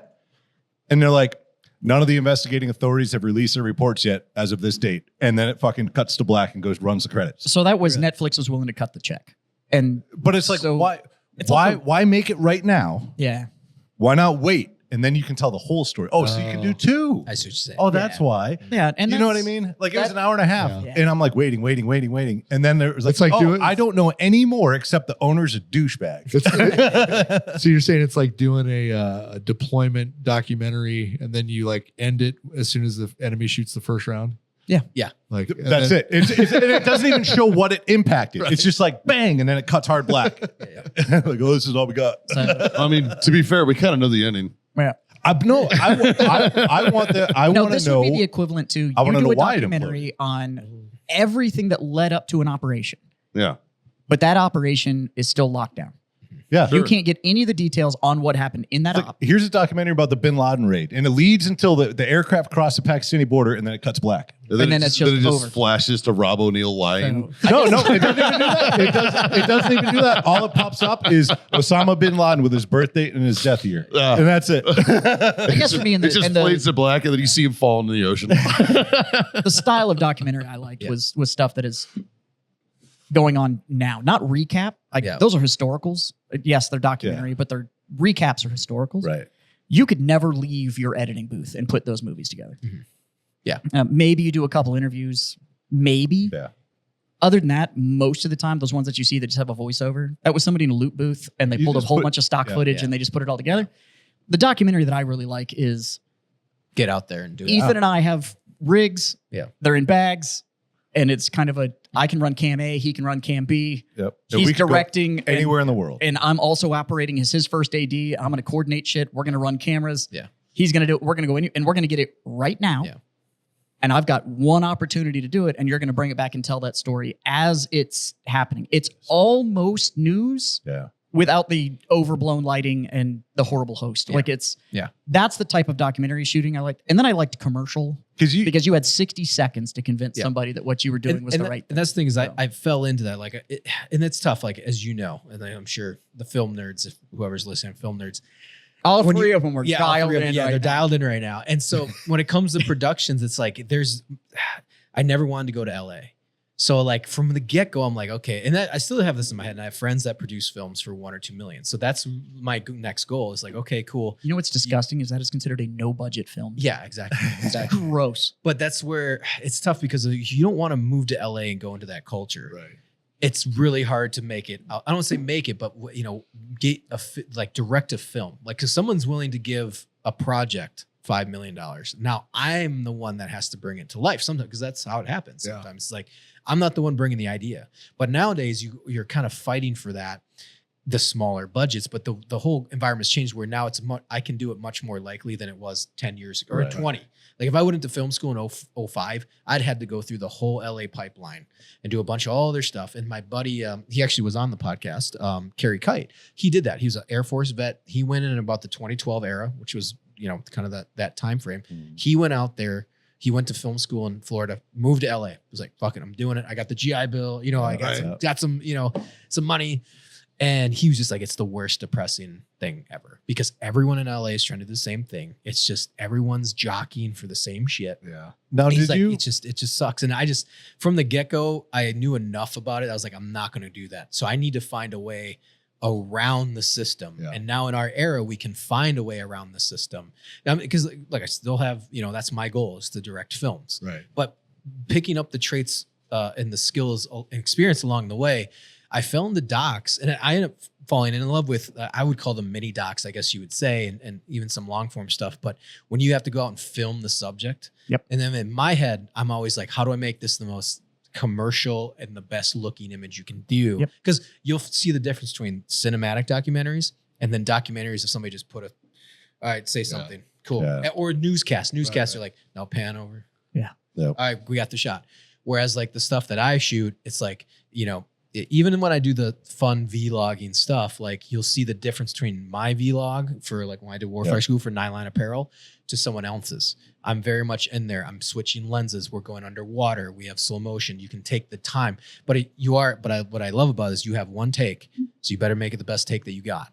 And it's that preparation and experience and knowledge that you gain. And a lot of cinematographers and film directors Scares the shit out of them. Yeah. And well, it also, they come from documentaries. Yeah. Like, wow. Completely blanking on his name, but he's one of the more famous was 1917. Shawshank Redemption, cinematographer. He's a British dude. Yeah.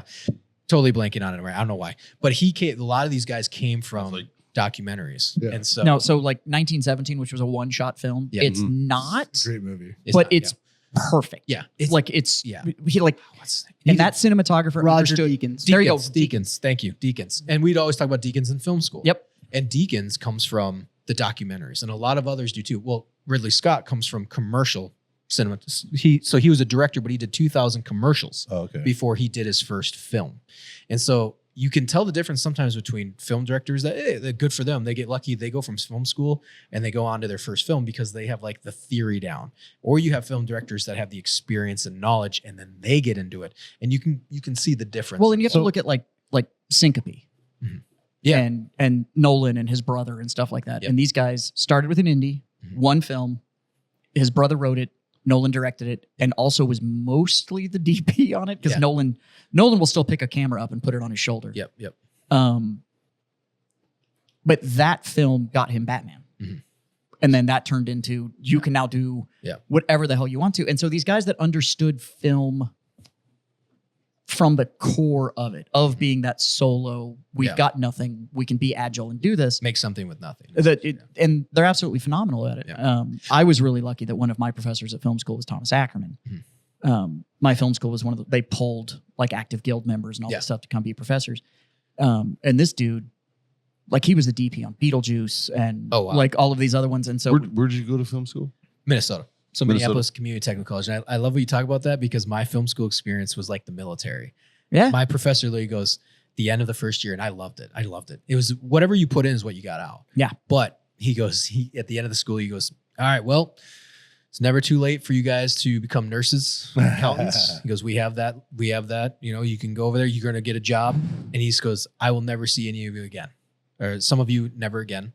Some of you will make it and won't stick around. He goes, this is a very hard profession. This is going to suck. And but he was telling the truth. And I was sitting in the back of the classroom like, fucking tell them how hard it's going to be. Get them out of my way. Yeah, exactly. Well, it's just like, because it's like the same thing of like, Right. what do you guys are starting a tobacco company? It's going to be 10 years. Like when I was in film school, I'm like, this is my career. This is my life. I'm going to be here to the day I die. And it is a grind. Yeah, it's a grind. And it's going to suck. I knew I was going to be starting from zero. Yeah. You're going to be, even it doesn't matter how good you are, you're always going to be knocked back 10 pegs. It was great. And then, you put your own money into everything. I was broke. I was actually making money editing. I wasn't even doing filming. Yeah. Because people don't like to edit. So my film school was one of the ones that, so at the end of your second year, I went into the production design thing in my second year. So at the end of the first year, you had to apply. But all the other disciplines, directing, cinematography, all that, you did 2 years of just general film study, and then you had to apply to the school you wanted to get into. Okay. And So if they told you no, too bad. Mhm. And at the end of every year, you had to put your media up for review. And if the staff went, you don't have it, Yeah. they cut you. So UNCSA has a 67% attrition rate. So, So they let 100 yeah. people in, 30 graduate from that. I'm It- ignorant from to each film school, and so what you were talking about briefly just before this was like post film school and the directions that you guys are going to go. Mhm. You were talking about your buddy that went through in 2012 and went the LA pipeline, and everything was different. Do you think it would help if they went?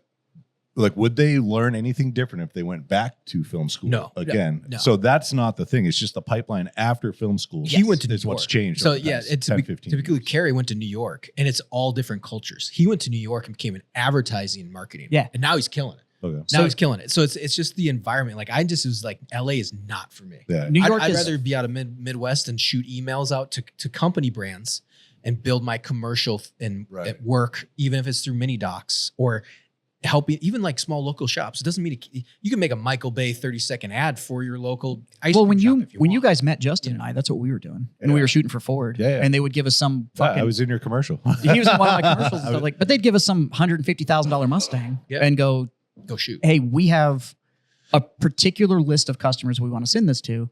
You need to make these guys feel like they have the biggest dick in the world if they buy this car." And so they'd give Hold my us, beer. yeah, they'd give us, so they'd send us like a Roush Nightmare F-150 and all this stuff, and you're shooting, and you have 45 seconds to get somebody to separate themselves from 200 grand. And I loved the challenge of that. Yeah. That's why, Yeah. and it's the other reason I like documentary and I like commercial shooting is it's going back to Black Rifle. One of the things that these guys mastered, especially in the beginning of their brand, was you didn't give a fuck about the coffee. Mhm. The feeling that brand gave you, though, when you were involved with them, Yeah. that's what you gave a shit There- about. not a single piece of their content sold you coffee. Nope. It was all It's brand recognition. you were buying into the lifestyle, Yeah, and buying so lifestyle. Bro, I've still never bought any fucking coffee from Black Rifle. No, but I'm saying what the But- I've bought media- t-shirts. you know who they are. I've bought hats. Yeah, exactly. but no, the media Like- that But they built a media culture. that came out, Yeah. it was brand awareness. Yeah, yeah. It wasn't like Black Rifle Yeah, coffee yeah. makes the best coffee. You should Oh, yeah, buy yeah. this bag. Go Well, to Black, Now Well, my background, they cultivated a lifestyle brand. Yeah. Now my background, I Exactly, looked at all of that stuff, and the entire reason I got the brand director gig at Gruntstyle was because of my military background. And so when I look at all of these guys, Which is effort- funny because Jazz didn't give a fuck about his military background until he worked at Grunt Style. well, I didn't give a shit about being labeled as a veteran or what. I didn't care. I'm glad of what I learned. he while I took was his in the hat off. military. He took his Um, hat off and was like, I did it. That's cool. Blah, Yeah. blah, blah. When I took Next the step. uniform off, I took the uniform off. Like that wasn't a Yeah. whatever. My business now, I don't list as a veteran-owned business. Look or at his hair. whatever. Obviously, look at them locks. But Fucking gorgeous. so I was psychological operations in the Army. Mhm. So when I look at brands like BRCC or Nine Line or Grunt Style or any of these ones, and I'm going like, you guys aren't selling product. Mhm. You're selling idea. Yeah. And you're very good at selling idea. And what you do is you pay people like me or Ethan or whatever to go sell an idea. Mhm. I don't give a, it's a widget. Like there's the product doesn't fucking matter. material You're buying the lifestyle. Yeah. And honestly, some of the best stuff to shoot in the world is an idea. Yeah. Oh, It's, yeah. it's not Yeah. like our media firm would get contracted to also just do like product photography and shit like that. Because if you can frame, you can frame, Yeah. whether it's moving or not. Mhm. Framing is framing. And we'd shoot just a hard product and send it back for Mhm. ad campaign. And you're still trying to elicit something, but Yeah. you're at that point it's just product photography. Exactly. But the video, when it was, hey, you have to conceptualize and capture this feeling that we want, and you've got 45 seconds to do it. Yeah. That's where I love the idea of directing and producing Yeah. is Yeah. in that challenge. And I agree with you too. I think that was, especially like because I'm an editor as well. Like I'm pretty good at it. So when I've directed, produced, and edited my piece, so like when I did the Vet TV, now I'm working for them. But when I produced Embed Actual, I was directing it, going into Ukraine. But in the edit, in the post, that's when it gets exciting because that's when you Yeah. find how to elicit the emotion out of people Mhm. and finding that footage and doing all. Not only do we do B-roll from like the war, but the stuff obviously that we had shot when we went into Ukraine. Absolutely. And so we had our excitement. We had ballistic missiles getting intercepted over our head in Kyiv. Like it was like, oh shit, we shot that. And now we're interviewing guys, but we're using their trench run footage that they do. And there's this pretty popular, I say popular, but it's a very famous clip of a drone feed of one of the Ukrainians coming out of a Bradley. He jumps on the ground and his leg gets blown off. Oh yeah, Yeah. seen that. You've seen that, right? So that's in our doc. And it's like, but we're eliciting the emotion of like the guys of who they've like friends that they've lost. And you're pulling that out and you're making them care about the story and the subject. Yeah. And I start with that. It's a 10, 20 seconds. And Yeah. people are like, what the fuck's going on? And I showed him my friends, and it's like waiting for it because I know it's coming, and they hop on, and the dude's like, boom, and his leg goes left. People go, God damn, because it's showing the guy's dragging himself. Well, and it's like one of the bleeding, and then it's one of the beautiful things of documentary, Yeah, and honestly, and the yeah. war films that I like and stuff. Yeah. What it does is it takes this high concept and it puts it on one guy. Yeah. That one guy now represents this entire story, and it brings this large concept down to It this human humanizes effort. Yeah, having effort. Yeah. And it's an amazingly powerful move. And editing is where everything sings. Yep. It's where everything puts together. There's little aha moments you realize in editing that there's sometimes that no sound Yep. is way more powerful than anything I could put here. What we cut from one to the other, continually changing your emotion. Let's go from heavy as fuck to Yep. I'm going to make you laugh to right back to now we're going to get deep and philosophical, and controlling and manipulating that emotional response within the film. Yeah. Is the idea of shooting is one thing. What you're doing at that point is you are putting stuff on a palette. And now in editing, I have a canvas and I get to take everything from my palette and actually now put this painting together. And that's one of the beauties of documentary. Large format, scripted, it's great to shoot. But to be honest with you, it was scripted. It's gone through blue phase, yellow phase, pink phase. Like you have all those copies of the script that you've gone through. And then you go to previs. That's all drawn out. And then you're using Unreal to previs your camera even further. Like what that thing's going to look like before you ever sit down to actually shoot it. Right. Doc, though, is just a different animal. And And the beauty about doc too is you have to go to these. If you're doing kind of like what I've been doing, opposed to like and some people are great documentarians. Like I said, they don't leave their basement, which is great because they have big channels and they have really interesting documentaries. But to get in there and like, there's nothing like getting underwater in Roatan. Yeah. To sell to not sell, but like to elicit the emotion of like it makes post better. Too. yeah. If you were there, Yeah. And if you were there, it exactly. makes post better He- because you know what you That's why I felt, love. and now you're trying to get it back. He was so committed to the shot, he had to air share on the way back. Yeah. Well, the thing is, Sure. it was like, for me, I like, because that's why I love shooting, because I know what I'm shooting for and I'm shooting for the edit. So when I can control the edit, or at least can tell editors how to, hey, this is the way this is going to go. I'm one of There's a those lot of pain in the ass directors that never leaves the editing bay either. Yeah. Or I'm editing. I'm the one doing it. Yeah, exactly. But if not, then I'm that one that's in the Yeah, chair yeah, right yeah. behind the editor going like, Yeah, sure you want to do that? Yeah. shave two off, drop the black there. They're like, could you please just back the fuck up? And I'm like, well, this shot needs to go. Yeah. No, it doesn't.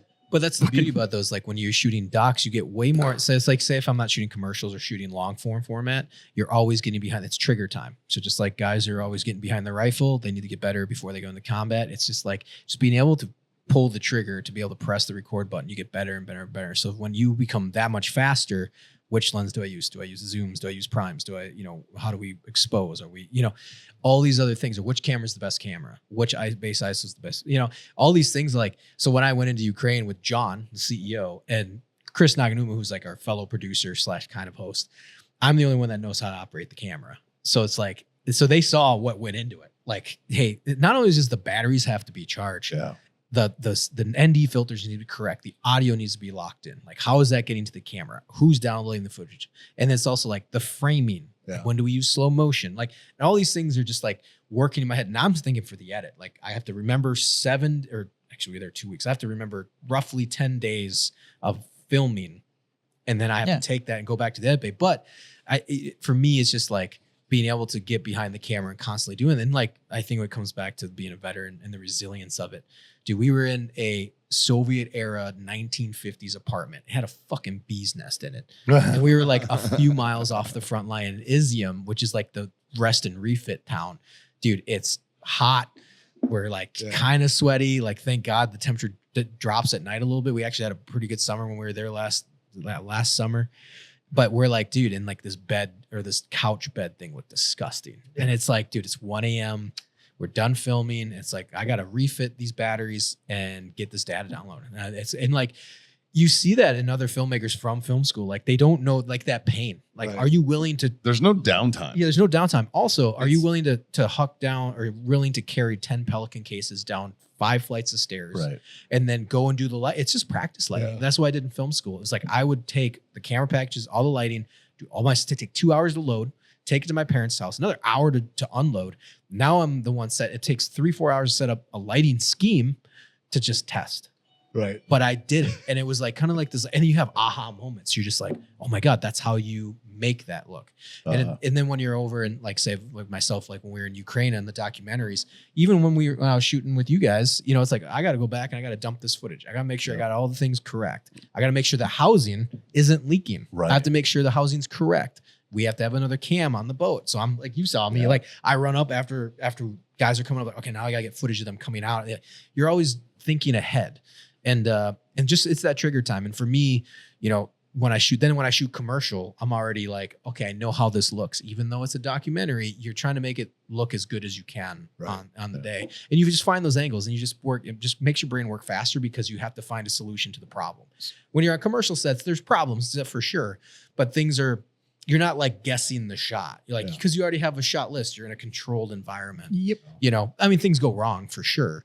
And you have happy accidents on sets, but like typically you have the shot list, you know, and you're good to go. But documentaries are fun because you're just always on your toes until it's over. And then they go, obviously, and then you can, again. Yeah, the agility that's required is what makes it fun. Yeah, so that's why, and I fell into it because Black Rifle wanted to do the documentaries on veterans. And so we had a lot of awesome subjects, but it was also like, okay, how are we doing that? Like, I could just sit there, run the camera and do fucking B-roll. Or when I go out, I can actually get these guys rocking and rolling, you know, like Jamie Caldwell, he's former retired Delta operator. We went and shot him getting like catching bass. It was nuts. I was like, I'm from Midwest. Like we sit there for 3 hours and drink beer. Like you're not going to fucking catch fish. He's a Bass Pro fisherman. He's literally ripping these things out of the water. So I'm doing these like, he's a fucking oh, it was monster amazing. at it. Yeah, it was crazy. We're going like man. 70 miles an hour on these boats. So it's trying to find the best shot and making it entertaining, even if it's a 10-minute piece. He's also a thermal night vision shooter.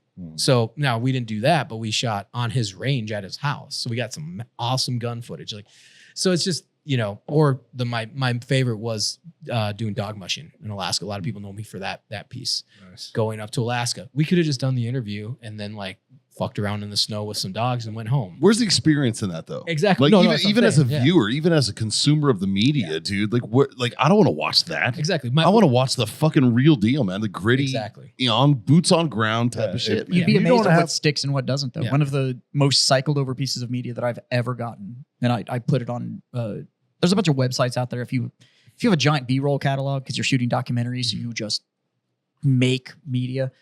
I have a shot that I put on this B-roll thing that I sold off, and it was a drone footage of a hippo coming out of the upper Voltorp River in Africa. Mm-hmm. And this hippo is breaching, and it comes through all these lilies, and it like got this shit stuck on his head. So he had like a hat, and it's like walking. And that thing sold, I don't know how many times, and it's a 20-second clip of a hippo. And now it's on Planet Earth 2. That's all it is. There's some awesome shit that Justin and I got of, you know, luckily we kind of knew the culture, so we knew where to shoot, how to shoot, and all that stuff. But of sticks on a Blackhawk, getting ready to exit the bird and jump and all that kind of stuff. And it's those calls of like, I could shoot this hyper detailed, or I could expose for the white around it and silhouette the Blackhawk and the pilot that's next to it and all that kind of stuff. So you get all of this.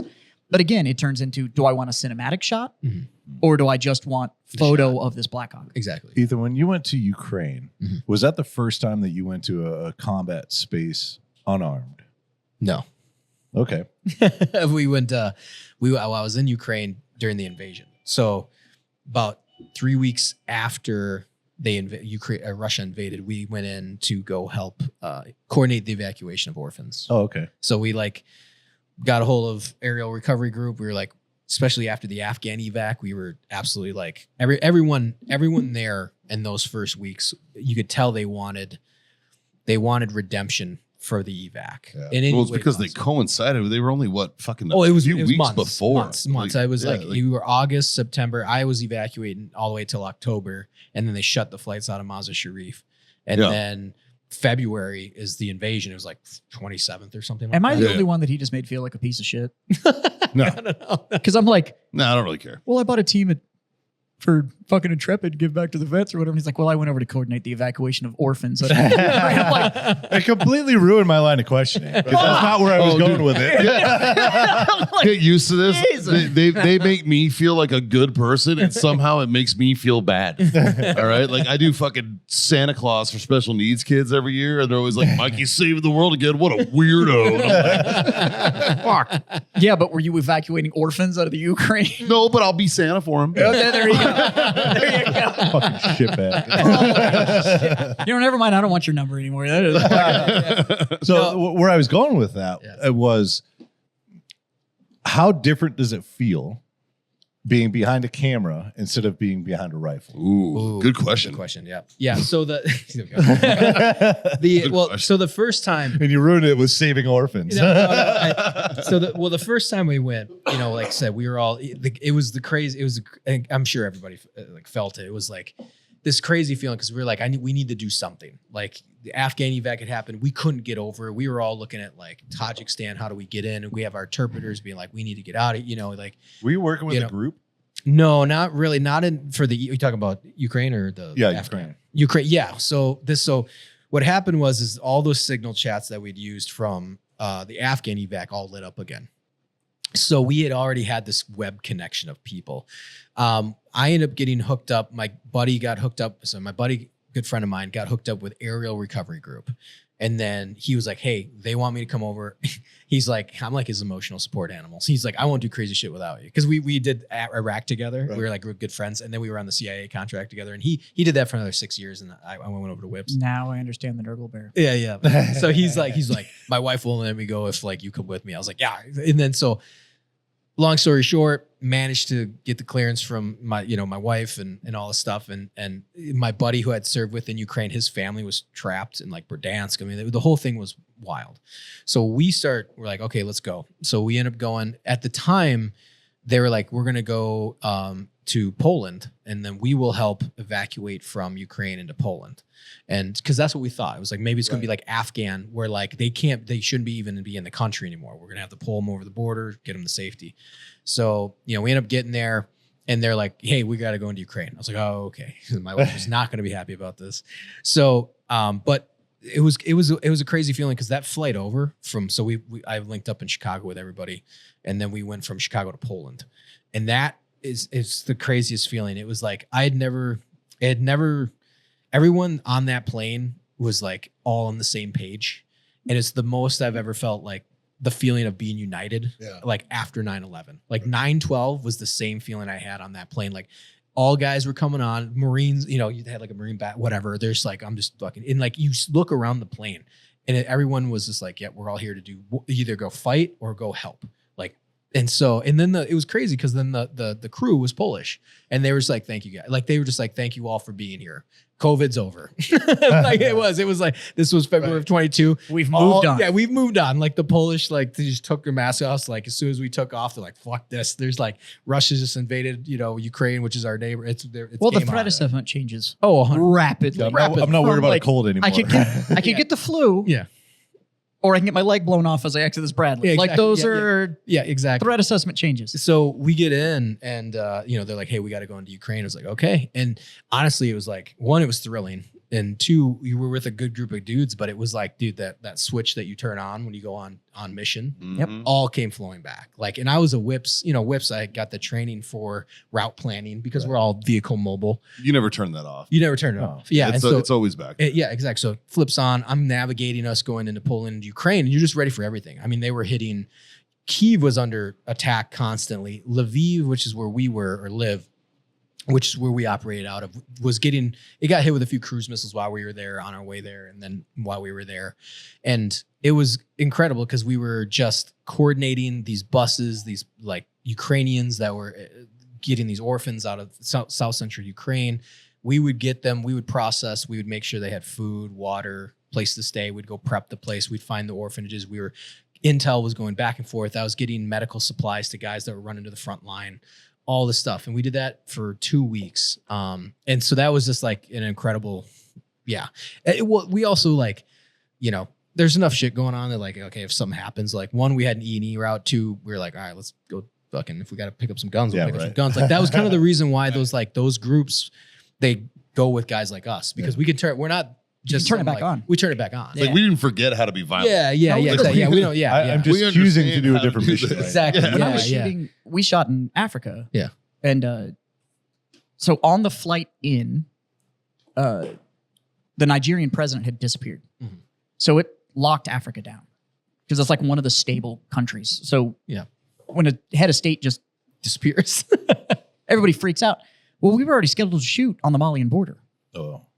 And so, and we were supposed to go, I was supposed to be interviewing and working with people. They were Tuaregs that had fled Mali.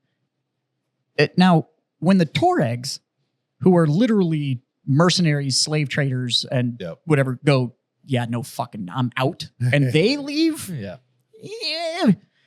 And we're there to shoot. So I've got my camera and my documentary team was shit with me, but we got there.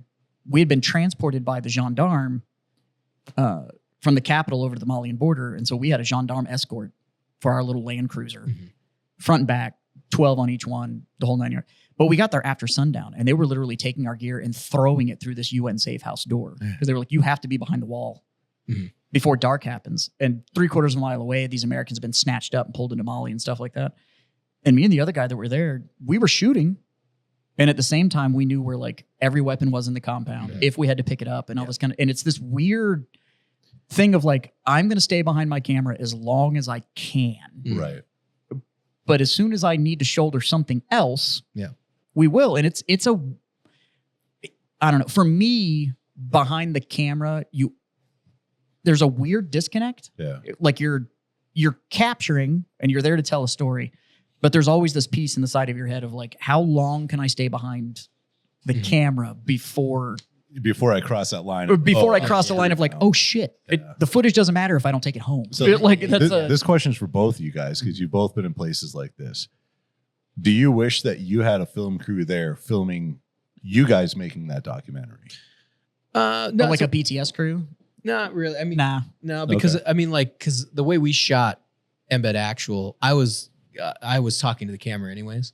I did tell John right away was like, I was like, if we do this again, I need a B cam because I need an assistant because I was doing everything. Okay. And Chris helped a little bit, but Chris was more of our fixer and producer than he was like a camera operator. And so it was more of just like logistically, I was like, I just need a B cam operator. Now, but on my side, the way we handled it is that we were doing like 3 o'clock in the morning debriefs. So we were setting up a camera. And it was almost like a video diary. So we would just set up a camera in a room. Anybody that wanted to talk to it, we'd mic you and you could just sit down and just kind of talk it out. And so I think that helped a lot with the being able to kind of offload everything that was running through your head while you were trying to operate the camera. But even then I couldn't shut it off. So it was like, we're going to shoot this whole thing in black and white. Like all of the like diary stuff. Yeah. So what's happening in the real story, we will keep color, but all of the talking piece we did both at the same time. Literally did it in camera. Okay. Like I shut all the color off and shot all the black and white in camera. It was ballsy. It was a bold move. But the reason I did it was it allowed me to expose for the speaker. And so by shooting it purely black and white and exposing for the speaker, it dropped the world away. Yeah. That's good. And so it was the separation of it. Yeah. And so it's weird. It's weird when you go, it's essentially the mission parameter that you have in your head when you go and how you kind of compartmentalize the reason you were there. Right. Well, that's the thing. But there was never a time that I was like, damn, I really wish I had like at least a sidearm on me. Like it was, I was there for a reason. Yeah. And I was there for that reason. Are there any dual purpose like camera guys that can carry a gun?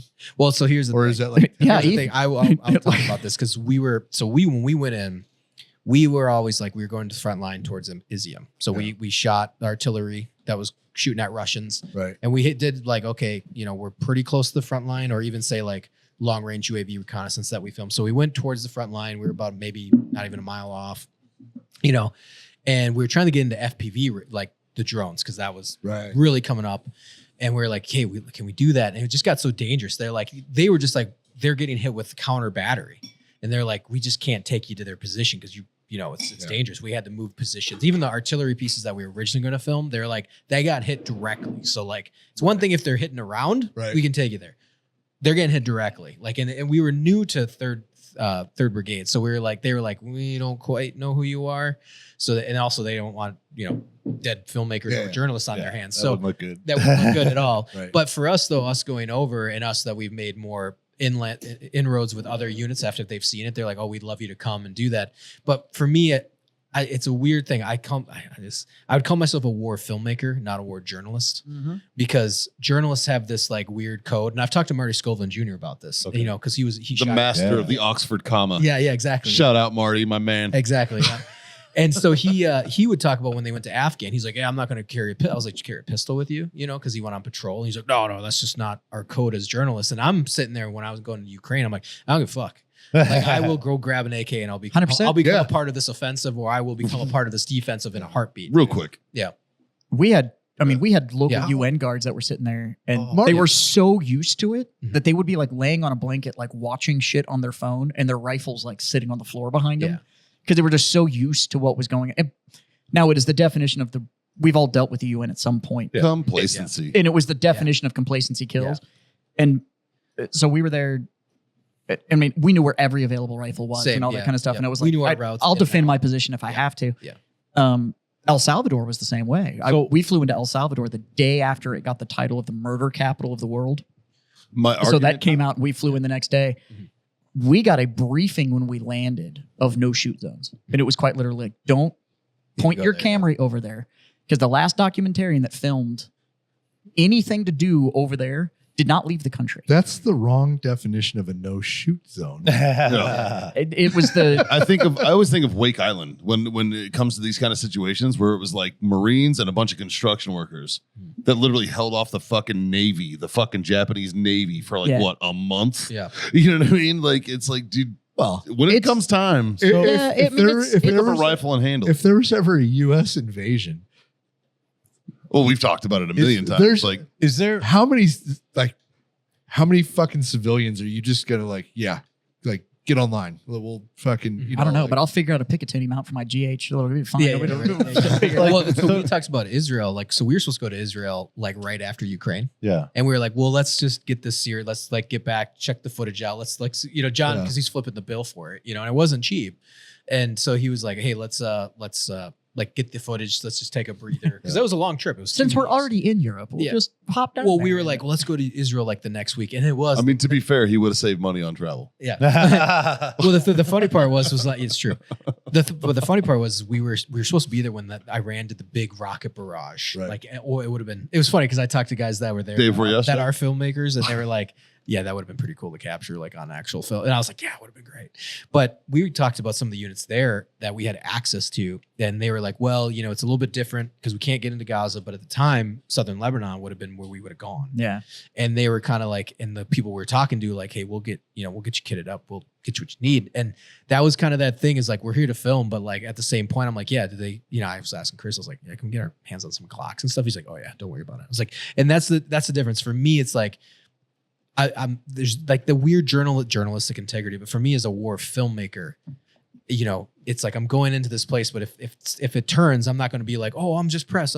Like, no, you're also telling the story. Like we're focusing on the fighters. Yeah. And you're also, I'm there to tell their story. I'm not gonna, what's the morality between whatever. I'm here to highlight fair and you guys. So I'm here to tell a story. Well, I'm not here to report the news. What's the best way to tell that story is to be one of those guys in the story, become part of the story. Well, the Ukrainians, that's why we earned a lot of respect because one, we were respecting their story and how they were fighting. And also they were also like, oh, you guys have fought in the GWAT. Like they knew that and they respect that. Oh, that's cool. So not only are we filmmakers, not only did we a really good job, they also respected the fact that we had been in combat and we can handle ourselves. You're also a fucking warrior. Also it does take you to the next level opposed to a journalist trying to get a story. Well, I was going to say, like, me and you have no common background in the filmmaking. I have none of this, right? I was a scout sniper in the Army, right? Mhm. There's no goddamn way I'm not fucking picking up a rifle if I don't need to. Yeah. Right. You know what I mean? Or Had the Yeah. had the situation arisen where I had to drop the camera and pick up a rifle, Yeah. I'd have dropped the camera. And So picked up. what? Yeah. I what's got very for sure- lucky that I didn't have to. What's Yeah. the advantage Of what? to refusing a firearm to just be a cameraman? Like No, what? no, no. There's not. It's That's the journalism that's the- versus filmmaker. Yeah, that's what I was saying. It's like, But for what- me, I can what's the see advantage? if you're press, you want your to press, you want to. you can't. It's like- You can't get that reputation of, oh, the press just killed fucking 15 of these dudes. It's like chaplains. Yeah. It's like chaplains and They're docs, supposed to be right? neutral. Like Press is neutral. Okay. So like if you're a journalist, you're neutral. But For you're me, only it's like- you're neutral as long as the side you're filming on maintains your security. Exactly. Yeah. Yeah. But what You're no you'll longer find- neutral when the other side gets a hold of you. But what he's Yeah. what he's saying is the difference between press and a filmmaker. filmmaker. I don't Yeah. consider myself as like a Okay. journalist. Right. Yeah. But I'm the moral decision to be like, I am not defending myself if the So place occurs. That turns into there is a little bit of a That's what they like to say. I know don't if it- yeah. I don't like it, but I've documentarian photographers and stuff Yeah. like that go and they're like, I'm gonna here to tell the whole story, both sides, the idea of human suffering. A lot of those guys, you'll talk to them and they find disgust on both sides, yeah. and they kind of hate everything. Like I don't know. yeah. They're Have you ever met these like the true? they're like just war legitimately journalists? there for the story. Oh, they don't hate care both about sides. anybody They else. don't Okay. like any of it. They are just there I'm to just tell. I'm ignorant to it because I'm coming from just a combat So, background where it's what you have put me to- in that environment again and So, you don't allow me to defend myself. It's Ethan an is a issue. storyteller. Yeah. He is there to tell a story. Journalists are there at a 30,000 foot view. It is just to document what's going on both sides and then put that tale out. But they have this almost, it's this weird honor code that like, if I die for the photo, I die for the Well, photo like kind if- of thing. And if, I'm like, if you're yeah, a fucking, fuck if that. you're a Like- CNN reporter, Yeah. I can see where you, I you okay, can't I pick can up see on that. And again, that's Right. what, because it's like, and then a lot of these, the new journalist wave, which actually, guys can definitely consider that. I just don't. And even when I was talking with John about the concept of embed actual, I'm like, I am a filmmaker. I'm not a journalist. Yeah. And John likes it because we're there to tell a story, specific story. We're not Yeah. there just to capture whatever and report back to That's CNN true. or Fox News. Like, I'm there to tell a specific story. Like if it's FPVs, Right. then I want to know their life. I want to know the cool footage they're getting. I want to know what it feels like. And I'm going to go back and spend, if you watch Embed Actual, go check it out on Embed TV. And there's way more production that goes on the back end. It's not just, oh, check it out, cool music, whatever. It's like, I'm telling the emotion of what these guys have gone through. I support the Ukrainian cause. Like I'm not there to highlight both or what the geopolitical whatever. Right. Like I'm there to focus on the war fighter. And so when I went in, I was like, when we talked about that, and like obviously none of us wanted to end up in Russian captivity. Yeah. So we're gonna help them out. Like, like it's not gonna end well if that happens. Right. So and also too, like it's like you earn that respect and it gets you further in with these countries that you're working with.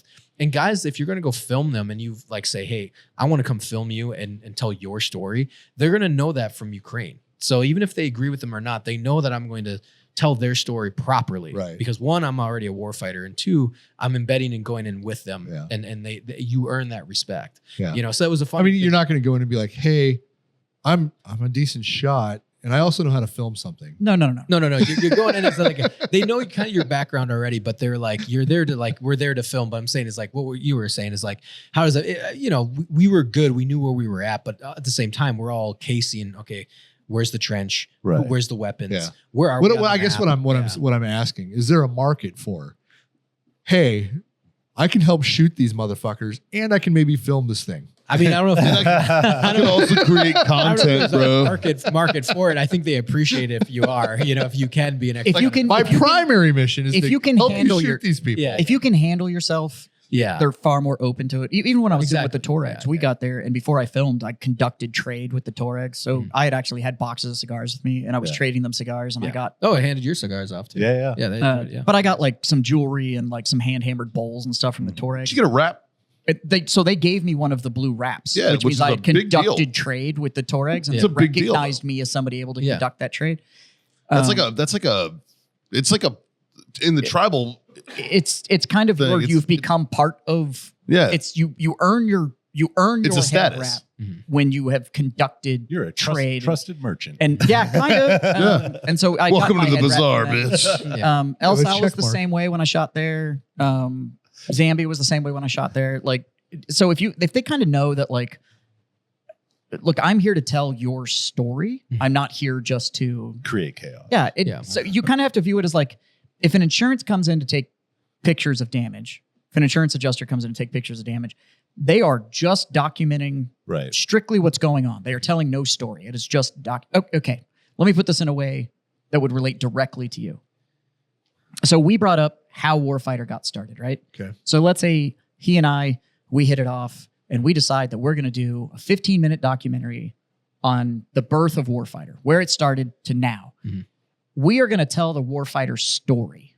It's a documentary, but we're telling your story. Mhm. Now, if we do that to where we do it and it's like, well, Warfighter did it this way, and then Company X did it this way, and Company Z did it this way, and it's this balanced, overarching, Mhm. just information Right. dump of what's going on. That information dump, journalism. that's a journalist. Yeah. Yeah. A documentarian or a storyteller is coming in because Right. I want to tell the Warfighter story. Yeah. I wanted to tell the story. Like we wanted to go and tell the story of Chosen Company, which is all Western fighters. Yeah. Right. Now that was interview with their footage, and then we wanted to go tell the story of the Ukrainian Third Assault Brigade. So then we went to the front and we interviewed them, and then we trained with them. We actually were shooting guns with them, and that was fun on the Yeah. range, Yeah. Nice. and told their stories. And then we went to the artillery unit, and then we went to the long range UAV unit that was near the front line, and then we also got to the UAV experimental factory back in Kyiv.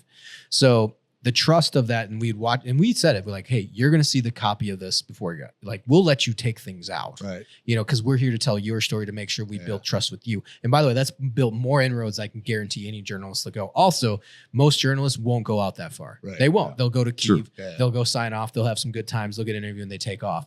So there's actually a wave of journalists that are coming up now that are built inroads because of Instagram and social media. Be like, I just want to go hang out with you and film and get some footage and kind of get that combat experience and cut their teeth as combat journalists. They're more journalists, Right. not say filmmakers, but they're also kind of like, they just want to get out there, get the photos, kind of build their credits or, you know, credentials.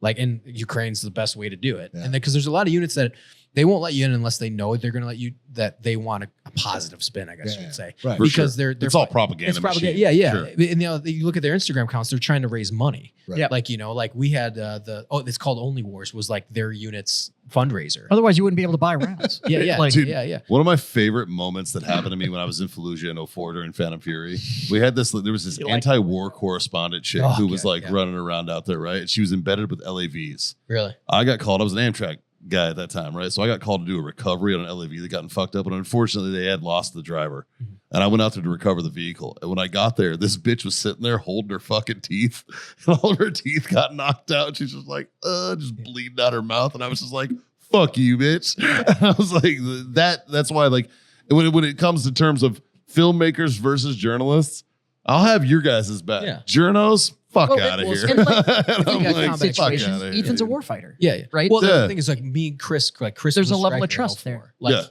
Like, John was a Marine officer. So when all three of us come in, they're like, oh shit, the CEO of Vet TV is here too. Oh, he's a Marine officer. Yeah. You know, and so Right. who's the main director? Oh, Ethan, with, you know, if you want to say it, 9 rotations or deployments, you know, with all this background, and we've seen his work. Like, There's a level of trust there. yeah, it's a level of trust. It'd be like shooting a documentary for Warfighter. Would you want that documentary that came in? Would you be more comfortable with somebody that understood the cigar industry, Right. or somebody that had never seen a cigar or never smoked a cigar? Right. Like, so you're automatically going to click with that person that understands Mhm. the subject matter. Yeah, and then when we talk about Israel, we never went in, but it was just also like those companies. It was, you know, that we were talking to help us get in if we were going to go in. You know, they're like, hey, we'll kit you out. We just want to make sure that obviously we know where the story's coming from. Right. You know, we're like, yeah, Yeah. man, we're with you. You know, so I think, you know, there is a difference though. Yeah. Like, so if you're a combat journalist and you are taking the 30-foot view, that's much different from what I'm doing, Right. you know? And when, like I said, when we approached John with it, I was like, hey man, well, let's tell these stories. And it's obviously has to be entertaining, it has to be emotional, but to build that trust, because we want to go back. Yeah. I mean, you don't want to talk shit about the Ukrainians. And now I'm going to go to the USPAO and be like, I want to do a story on Rangers. They're like, well, you went out there and you talk shit about these guys that we're technically supporting. What are you going to do with my Rangers? It is all still media generation. Yeah. I mean, at the end of the day, it is still what is the ROI on the media exposure. And so it's like some guys went out too. I mean, this is back in the GWAT era. Bing West, right? He went out. He was in Cornwall doing interviews. Guys love him. Why? Because he writes books on the Greatest Generation or whoever wrote. Bing West did he did one on Fallujah too. Yeah, Fallujah. Yeah. So he had done a Fallujah book. Now in No True Glory. Yeah, exactly. Yeah, I read some of that. And then he went out and did The Wrong War. But that my buddies are interviewed that. Like guys see Bing West, they're like, fucking come over here, man. You know, so there is a Harrison Ford was supposed to play Madison, No True Glory, when they made the movie. Yep. Yeah, but I don't think that I think that fell through. It's weird that'll get you there. I got to shoot the new headshot for the president of Zambia because our inroad over there, the house we stayed in was owned by the general during the coup for Zambia when they like overthrew their government in the 80s. One of their 40 coups.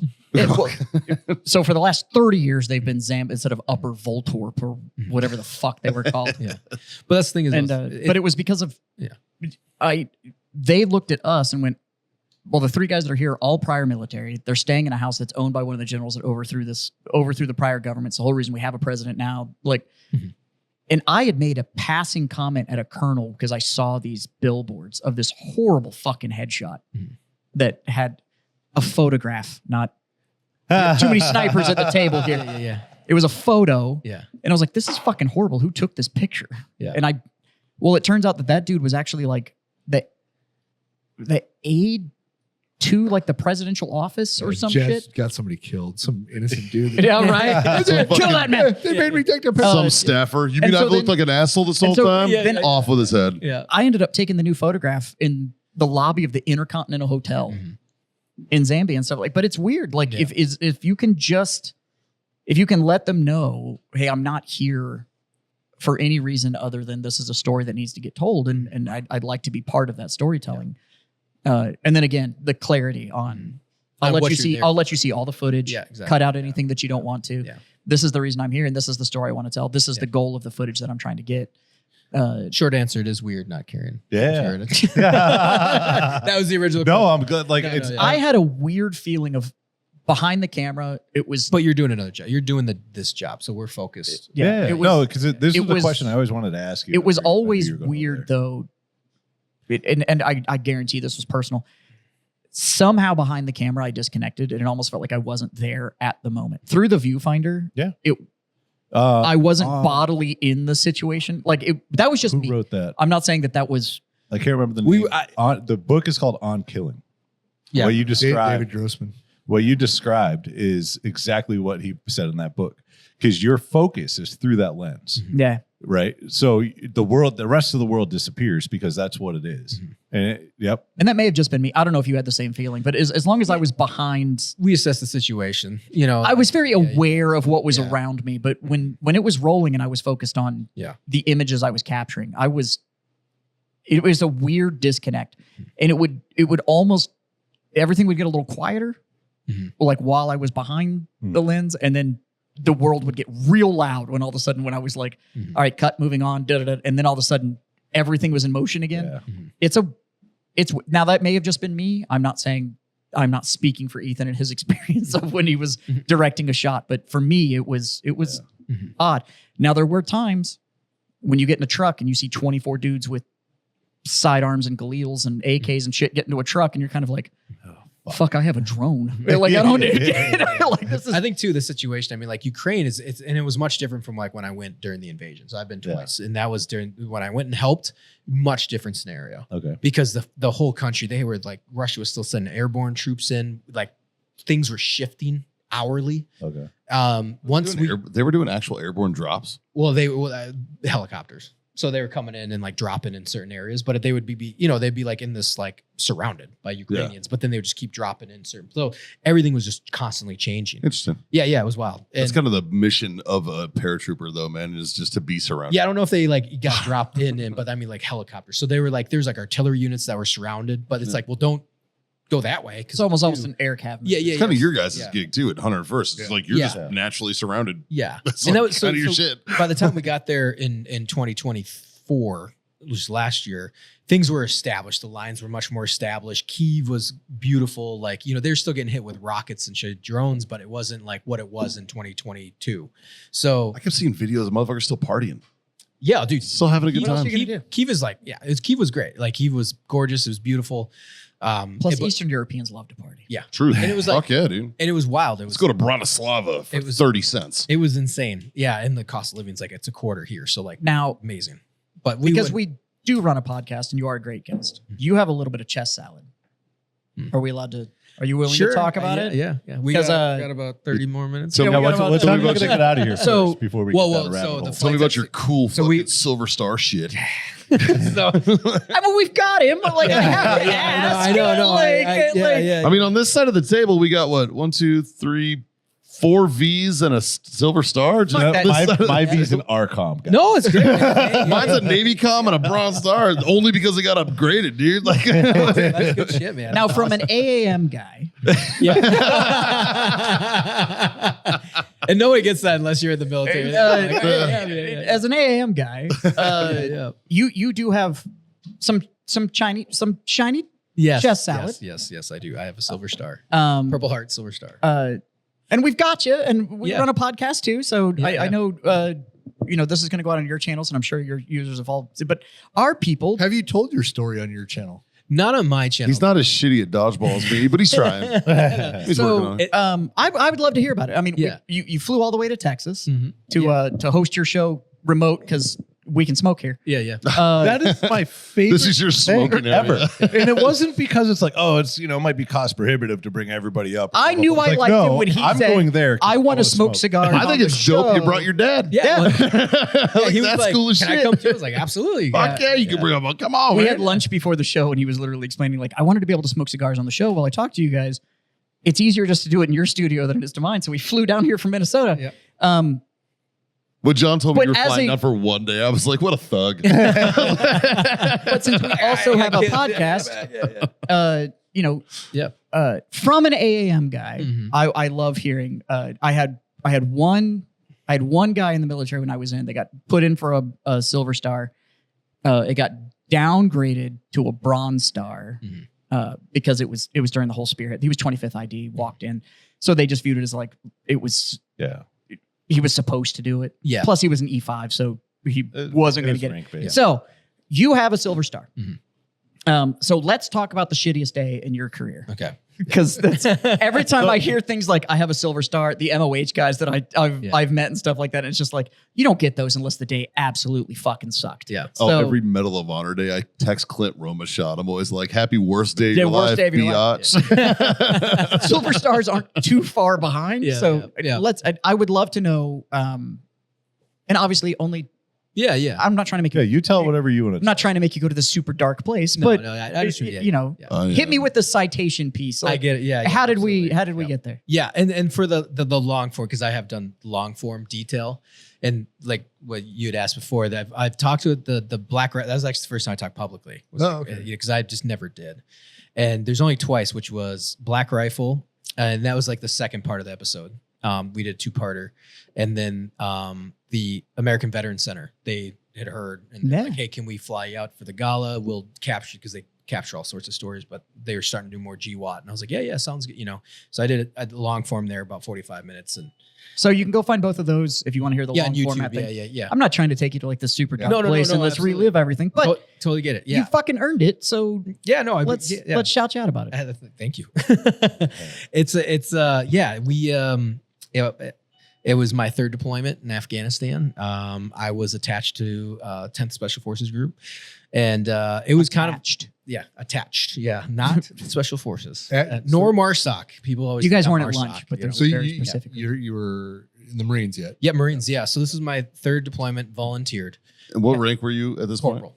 A corporal getting Yep. a silver star in the Marines? Yeah. It This should ought to have be been a great it should have fucking been story. I'm gonna tell you right now, it should have been a Medal of Honor. I will tell you right now, it should have been a Medal of Honor. Well, I appreciate that. It's just how we operate. It was like, oh, you did your job?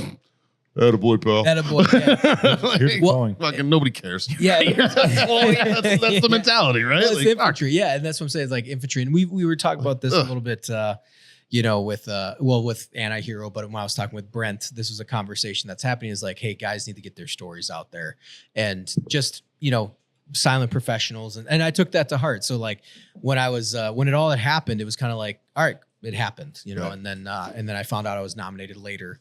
And then it got lost in the Navy system. Of course. So Dakota Meyer's Medal of Honor run was a month after mine. We were part of the same platoon. He had I was going actually to ask because he relieved me. Yeah. And they had pulled volunteers from 3-3's sniper platoon. And so he had called me up in the summer of 2010 and was like, hey, let you know your Silver Star and my Medal of Honor, they're next to each other and they're going up the ranks. And I was like, okay, sounds good. And then I talked about his, I was like, dude, what the fuck happened out there, and all stuff. Cause I had known the situation that they were getting into. And anyway, so one of the guys that went in to get was a friend of mine. yeah. Gunny Kennefic and me were close. Okay. Yeah. Kennefic and I were close. I didn't know any of those guys because I Yeah. think they're from the He was West my Coast. fucking admin guy. He was my admin chief. Yeah. My question is, why the fuck was he there? Well, was my 0111 there? yeah, he was. Well, that's a whole nother story. Yeah. Anyway, so Sergeant Major McKenna's a cunt. I said it. Fuck you, bitch. well, that's the thing is, so that's a whole story about how all those guys got on, or like how that came to be. But Mhm. anyway, so it had gotten lost for like 3 years. And so I was like, well, they just denied it. Like I'm Marine Corps. I don't know. I'm a Marine infantryman. Like it got denied or something, like that's just our life. Like how many other guys do you know that got put in for stuff? And they're like, yeah, not good enough. Whatever. We don't care. So I was like, cool, whatever. But they did eventually find, they found it. It just got stuck on someone's desk. So 3 years later, they were like, hey, it's actually my dad was the one that found it. Cause my team leader told him like, hey, and nominated Ethan. And then I assumed it was dead. He had asked for it. My dad was like, hey, what's up with that? I was like, I don't know. So he gets a hold of congressman, found it in like 3 days. Wow. Yeah. And then basically the Navy's like, please don't tell people that because that's an embarrassment. Wait a to minute, us. your Minnesota congressman actually did something? Yeah. Well, he's Republican. Oh, Anyway, so the day of, so what happens is we The governor fought him on it, but he won. Yeah. I think we were Republican at the time. But yeah. Anyways, so we were combat advisors and we were with the Afghans and I was attached to 10th Group Special Forces because they needed some of our Afghans. So we took to do missions. So took my reconnaissance platoon, attached myself to them, and then so that we could do operations together, the ODA 0114. And so we were like, hey, let's go to the end of our valley because we hadn't been there yet. Let's go do key leader engagements, but we'll catch them off guard. So we'll start at like 3 a.m. in the morning and we'll make our way north and we'll go to the end of the road. We won't stop till the road ends and then we'll make our way south and then we'll just kind of hit the villages on the way out. Just because we hadn't been that far yet. We were a small team. There's a pretty big valley.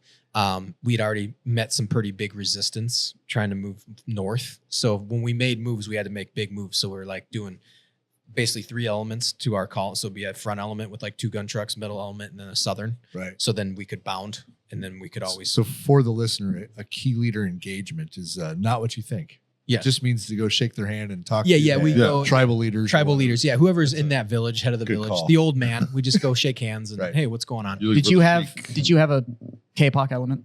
What's that? So civil affairs, psychological operations element? No, Were we they- didn't. No. No? No. Okay. This is straight. It was just ODA in the combat Yeah. advisors. So we had planned all this stuff where it was like, hey, you have a mid-tier, front, mid, and southern element. And so we're like, all right, we'll bug out, head north. So we end up doing that. We were pretty stacked too. We had like 3-4 gun trucks, a whole ODA team Right. with my recon Afghans and then like, one more Marine that came with. So it was his first patrol, Gunny Rogers. Okay. So it was his first patrol because they were going to relieve us. So they were sending admirals. Right seat and- ride. Yeah, yep, left seat, right seat. So we go north. We catch them off guard. We're like, oh shit. They're like, oh shit. Fucking 6 a.m. in the morning. Everyone shows up to their doorstep. We get to the end of the road. And then we took photos, had a little engagement, like, hey, and we're taking photos of everyone because we're like, okay, military age males more than there ever should be in this village, and because that's where they would used to like gather before they'd go into Kabul province or they would fight us, etc. So we were taking photos. One guy came up to us. He goes, "Hey, I'm an AMP. I'm Afghan National Police," and would like hand us. We're like, "Cool, we'll take a photo." All this shit. And we're like, all right, sounds good. Let's start heading south. And so we start heading south, and Chief Warrant Officer Vose is like, hey, let's split off from the element. Let's patrol down the wadi or the river. I wouldn't say river. Yeah. It was wash. Pretty, yeah, exactly. It's like the wash. It's a ditch. Yeah. And well, these were pretty significant. So it was like, but It's a big ditch. Yeah. If But you've ever been to Houston, it's a lot like the shit that's behind all the neighborhoods. So. Yeah. Well, it was like that. But it was like very steep. And so it was like but it was dried up riverbed essentially. Yeah. And so we started making our way, split from the element, and it's about probably 12 Afghans. It was myself, Rogers, and it was Vose, it was Shuey, Stovall, and Affleck. So it was 4 ODA and 2 Marines, and then the rest were Afghans. That's a fucking pipe hitting crew, dog. Yeah. Fucking A. So we there's all those soft guys that are in ODA. Yeah. So yeah. And so we start making our way, and somebody in the Southern Element radios up like, hey, you guys are probably going to get hit. They're starting to maneuver. A villager came up like, hey, your guys are pretty far fucking north. Like, they're going to start maneuvering on you. It's a little spicy up here. It's a little spicy. Yeah. And we knew it. We're like, okay, sounds good. And so we kept making our way through the riverbed. And then that's when we kind of started losing comms, but we still have enough to like, hey, let's like everybody be aware, because what we're going to do is parallel each other down. Right. Like we're going to take the riverbed and we'll walk the vegetation, and then we'll meet you at the next village. Naturally, that goes to shit. I think a lot of people don't understand, like what you just said with the losing comms thing. The mountains. The up-down area in nuts. Oh, it's insane. It's in Afghanistan. Yeah. I mean, it's 100 meters. Yeah. You'll go 100 meters and lose everything.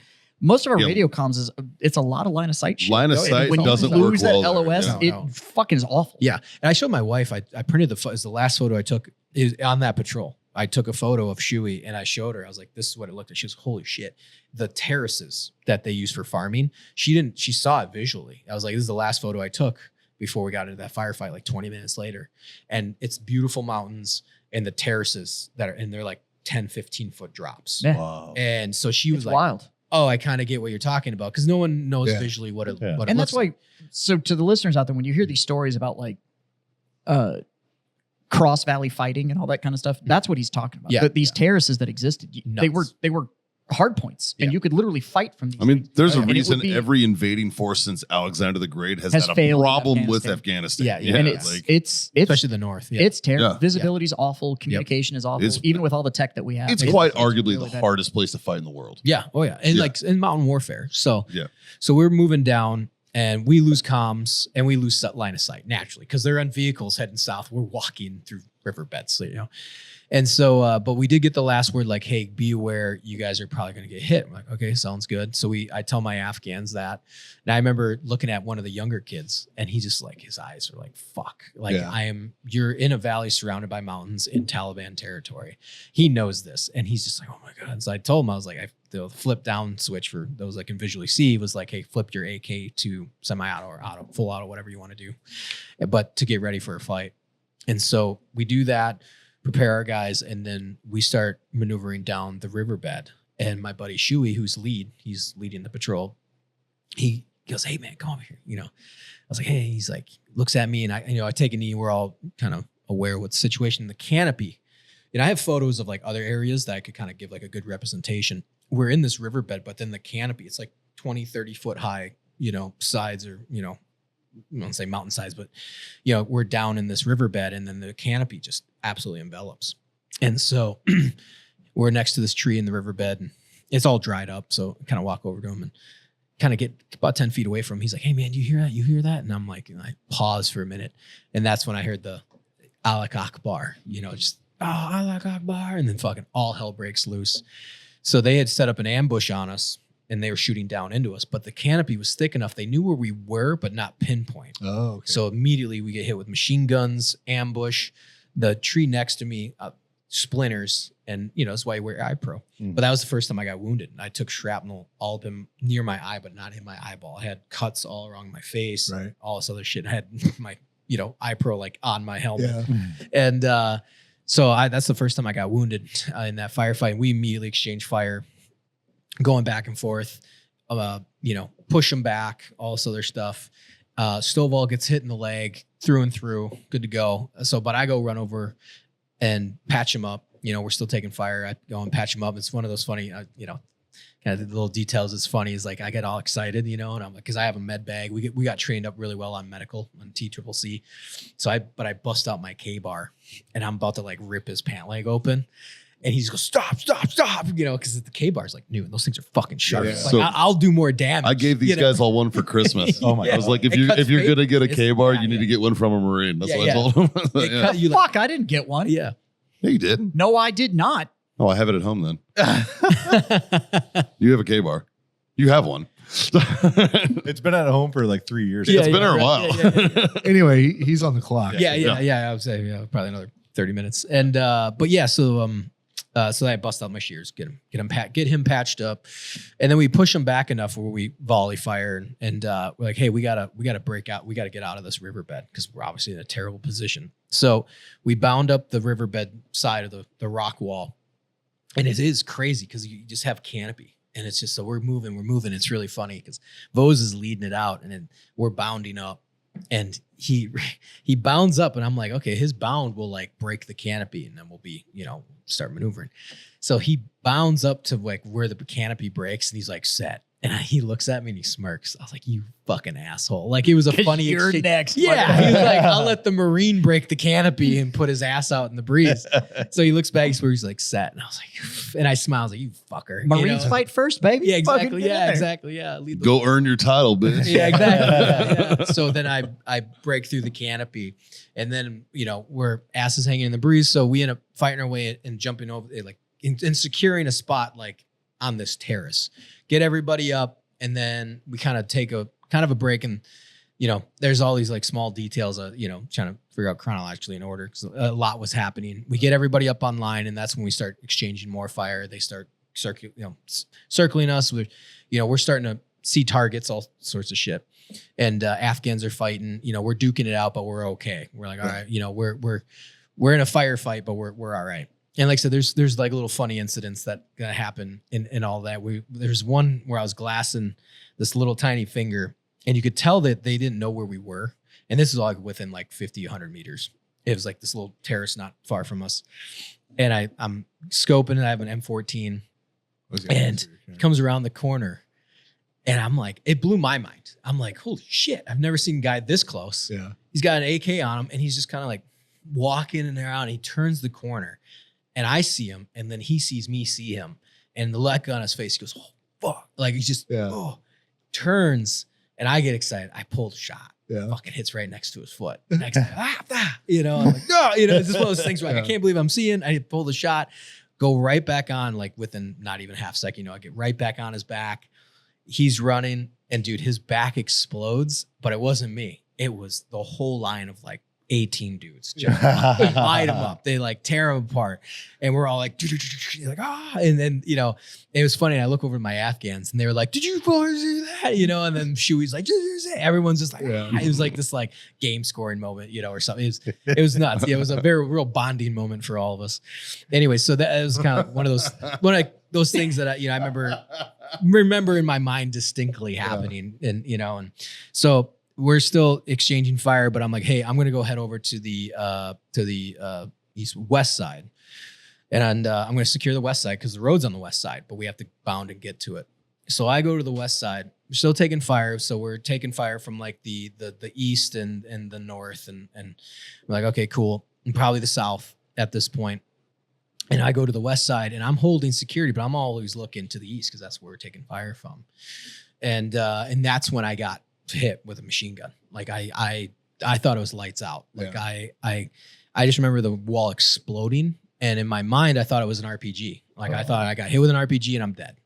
Well, boom, it hits, sparks, black, and then the next thing I know, I'm running. Like I'm up, I'm running, and I'm like calculating everything in my head in like nanoseconds.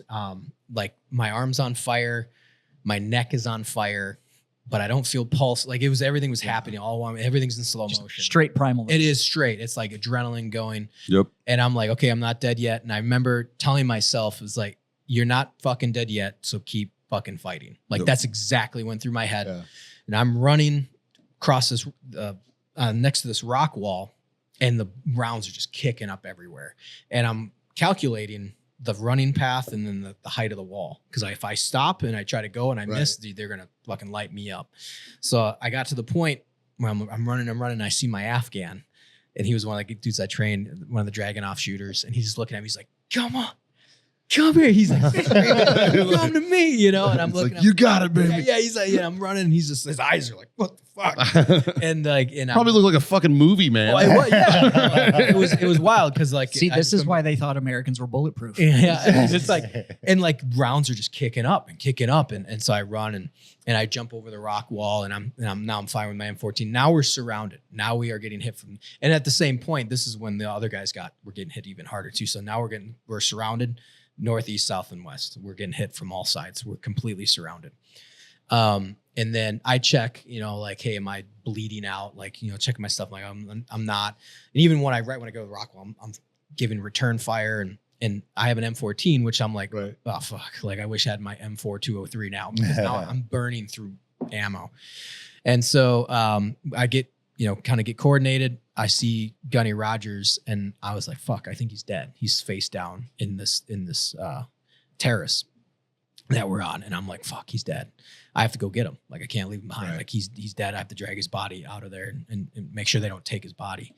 Cause I was like, we're surrounded. Like they're coming for us, And so I call out to him, nothing. I'm like, fuck. Call him one more. Yeah, call him again, nothing. I'm like, fuck, one more time, and I'm going to jump this rock wall, and I'm going to have to coordinate with my Afghans for cover fire so I can drag his body back. And I call for him, and he answers. And I don't know if he was playing dead or what, but he was like, sees me, I'm down. Yeah. And it's like, dude, because we were taking fire, and he's just kind of like laying there. And I shouted out to him, I was like, hey man, I'm going to give you cover fire, count of 3. Like, and I need you to start fucking moving. And he's like, Roger, And so I counted and count down and just started laying hate into the basically there's these buildings that were overseeing us. So they have complete advantage. And he starts running. They start shooting at him. I'm shooting back, giving him cover fire. He's doing the zigzag. He jumps onto the rock wall, but he's kind of an older, bigger dude. So I like grabbed his belt, and then I'm firing with one M14 in one hand and then pulling him over the rock wall with the other and getting him fucking over. Rambo. Dude, it was wild. And he's just like, oh shit. And come to find out later, because I didn't know who he was, because he was like a new guy, and we were having issues with a lot of admin Marines coming on these deployments, and they had no business being there. Weird. Yeah. And so but come to find out later, I had met up with him a few months later. I went back as a contractor and actually linked up with everybody I had been with, because I got back in the country so quick. So me and him did like an after action a few months later and just talked for like hours. Yeah. Super solid dude, had done like 7 deployments. Crusty old Marine Corps gunny, like great dude. But at the time I didn't know that. Yeah. Like I was, so I was looking at him. My comm got ripped out of my back, like, cause I thought I'd be high speed like the SF guys and throw my M-biter on my fucking, the back of my plate. And it completely ripped out my antenna. My radio's done. It's gone. So I was like, great. Now I have no comms. Worst case scenario. And now, I looked at him. I'm like, hey, are you good? He's like, yeah, good. And I was like, hey, check me. Cause I was like, and he's like, you're good to go. And that's when I hear man down from like across the way. And I'm like, how bad is it? I start screaming back, like, how bad is it? Cause I'm like, we're surrounded, like what's going on? And I just it's like pretty blood curdling scream, like man, like screaming, just, and I'm like, okay, I got a med kit, I gotta go check out the situation. So I talked to Gunny. I was like, hey, can you hold this side, hold the west side? Here's my Afghans, keep trained, make sure, we're good to go. You have to hold this side, like hold. He's like, yeah, we're good. I was like, okay, cool. So then, I was like, all right, I'm going. So I take off running, and I'm jumping down these terraces, and jump down, run. I remember being wet, and I just kept running, cause it was kind of like, I don't know, it's like a small layer of water. So I remember it was like sloshy, and I'm running through their vegetation. It wasn't high, by any means. And, get over to him. And then later on, I talked with my buddy Shuey. You know, I was like, yeah, dude, I jumped down the rock. I just kind of sprinted you guys. He was like, yeah, man, I looked over my shoulder and I see you running and I see you like rounds, machine gun fire all around you and RPGs flying over your head. And I was like, really? And he's like, yeah. And I was like, I didn't know that. And I was like, I was zoned in. Like I just, you know, I was blinders are on. And so he told me that. And so, you know, after the firefight, me and him were good friends to this day. And we hit it off when I was living with him. So me and him were close even before we got on that patrol. Right. And so I get to Vos and he'd gotten shot above the plate and had gone like at an angle down. And Justin, God bless him, he was the 18 Echo communication sergeant, and that was his friend and a real close friend of his. So he was in shock. And so I assessed the situation. I looked at him. I was like, okay, you know, and his eye, you know, his breathing was all fucked up, and you could tell it knocked him out. Like he was like, you know, he was out of the fight. And I was like, okay, like, you know, assessing the situation. He's in a panic, Justin. So I grabbed Justin. You got to give him a task. Like any firefights, you guys know, it's like give someone a task. You can't just, you know, give them something to do. You got to zero in. Yeah, exactly. So I was like, hey, you know, I said, you're our comms guy. I was like, get the comms up. I was like, my comms are down. So get our comms up. Get us out here. Get us out here alive. You know, I was like, you know, you got to, you know, get the comms up, get us alive, get the word out, you know, get us a bird. He's like, okay. You know, so give him a task. And then this is a corporal fucking barking orders to fucking that's like this is where the term strategic corporal came into play. Shit like this. I think when people ask me that, they're like, you're a corporal when you do this. I was like, yes, but I was also like, this was my third deployment.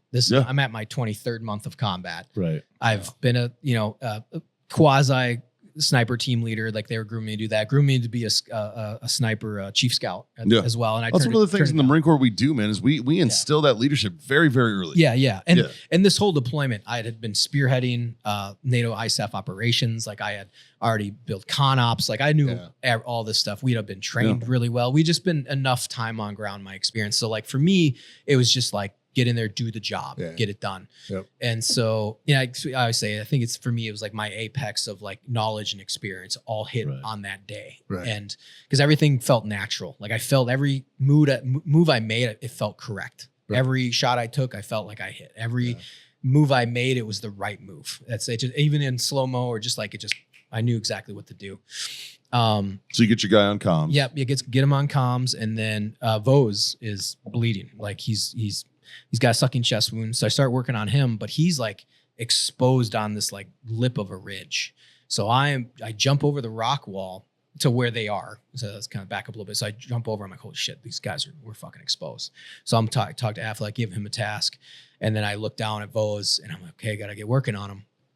And then I look up and it's like, we're fucking, everyone sees us, like me and him. I was like, this is the worst place to fuck. Because if you have a great view, and so do they. It's you know, and so we're getting shot at, and I can feel the overpressure of the rounds just going all around us. Like I can feel it, you know, it's just getting so, but I was like, I got to work on him.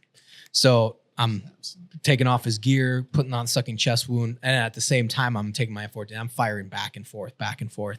And then at a certain point, they're closing in on us. And then I end up going down to my pistol just to like, I'm holding this sucking chest wound. And then I'm taking that out, and guys are getting within about 15, 20 meters, and I'm just firing back and forth, just keeping them like cover fire, just keep them fucking, you know, volley, whatever. It's a pistol, but it's still rounds going down range. It's all still suppression. Exactly. Like just keep going, keep firing. Fucking 9mm still hurt, man. Yeah, exactly. Yeah. So I haven't met anybody that's been shot that cares what the caliber is. Exactly. Yeah.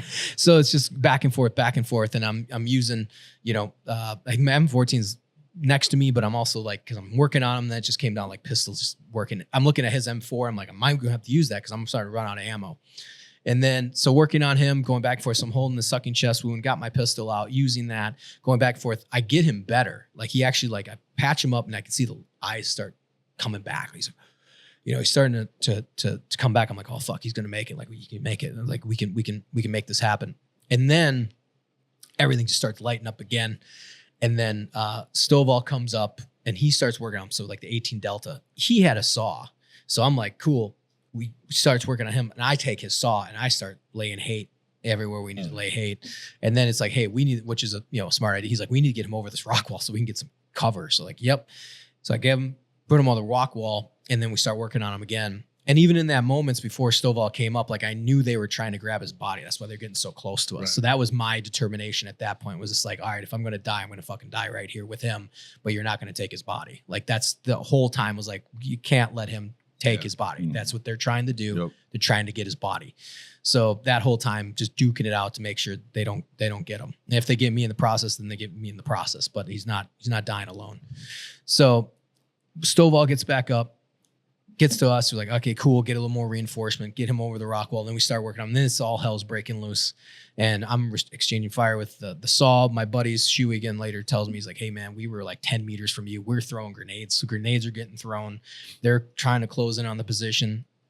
And then, and I remember working on, so going back and forth, and I'm working on Vos. And I remember looking up and I'm like, I see 2 Taliban like running up onto this hill that clearly shoots right down to us. Right. And they're maneuvering up. It's like everything's calculating. Like, yep, they're running up to a machine gun position. Like I see going up this hill.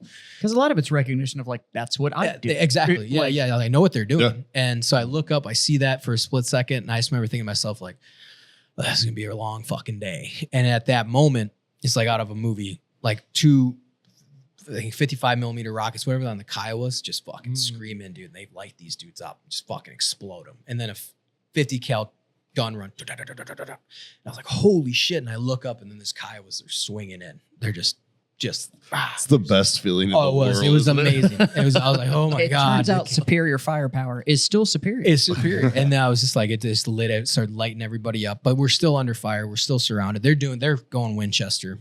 Everything's going wild. So, but that's where we at least got some backup. And I was like, oh, okay, great. And Vos is starting to fade again. So I'm like, fuck, we need to get him out of here. And then they start the southern element and all of them are making their way up. They finally make it back up to us. They get to us. I hand off basically the medical stuff to my corpsman. I'm like, hey man, you gotta start working on them. I need to coordinate basically a cover fire for the birds because the birds are going to be coming in.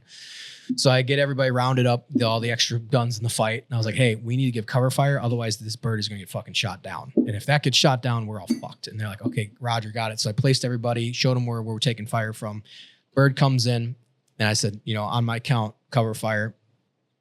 So first bird comes in because we knew they were going to head fake. So the first one comes in, head fakes, helps draw fire. Second one comes in. I give the command, hey, start laying hate in all those positions they did. We give cover fire to the bird. That bird lands with like no room to land in this terrace. They land it and they run Vos in, and my buddy Shuey was running him in because I was holding the cordon and doing the cover fire. And he said one of the operators, whatever they were, that obviously they go in with the medical birds, Right. He said that dude jumped out because as he was running Vos. This was a Kiowa? No, this is the Blackhawk. Oh, so this is the okay. Blackhawk coming in. Yeah, So Blackhawk medevac comes in, and they're running Vos up, and he looked at the guy jumping out of the Blackhawk, that security or whatever for him, and he said he jumped out. He looked at his face and he went, "Holy fuck!" and just like took his M4 and just started lighting everything up as Shuey's like running Vos into the bird, get him into the bird.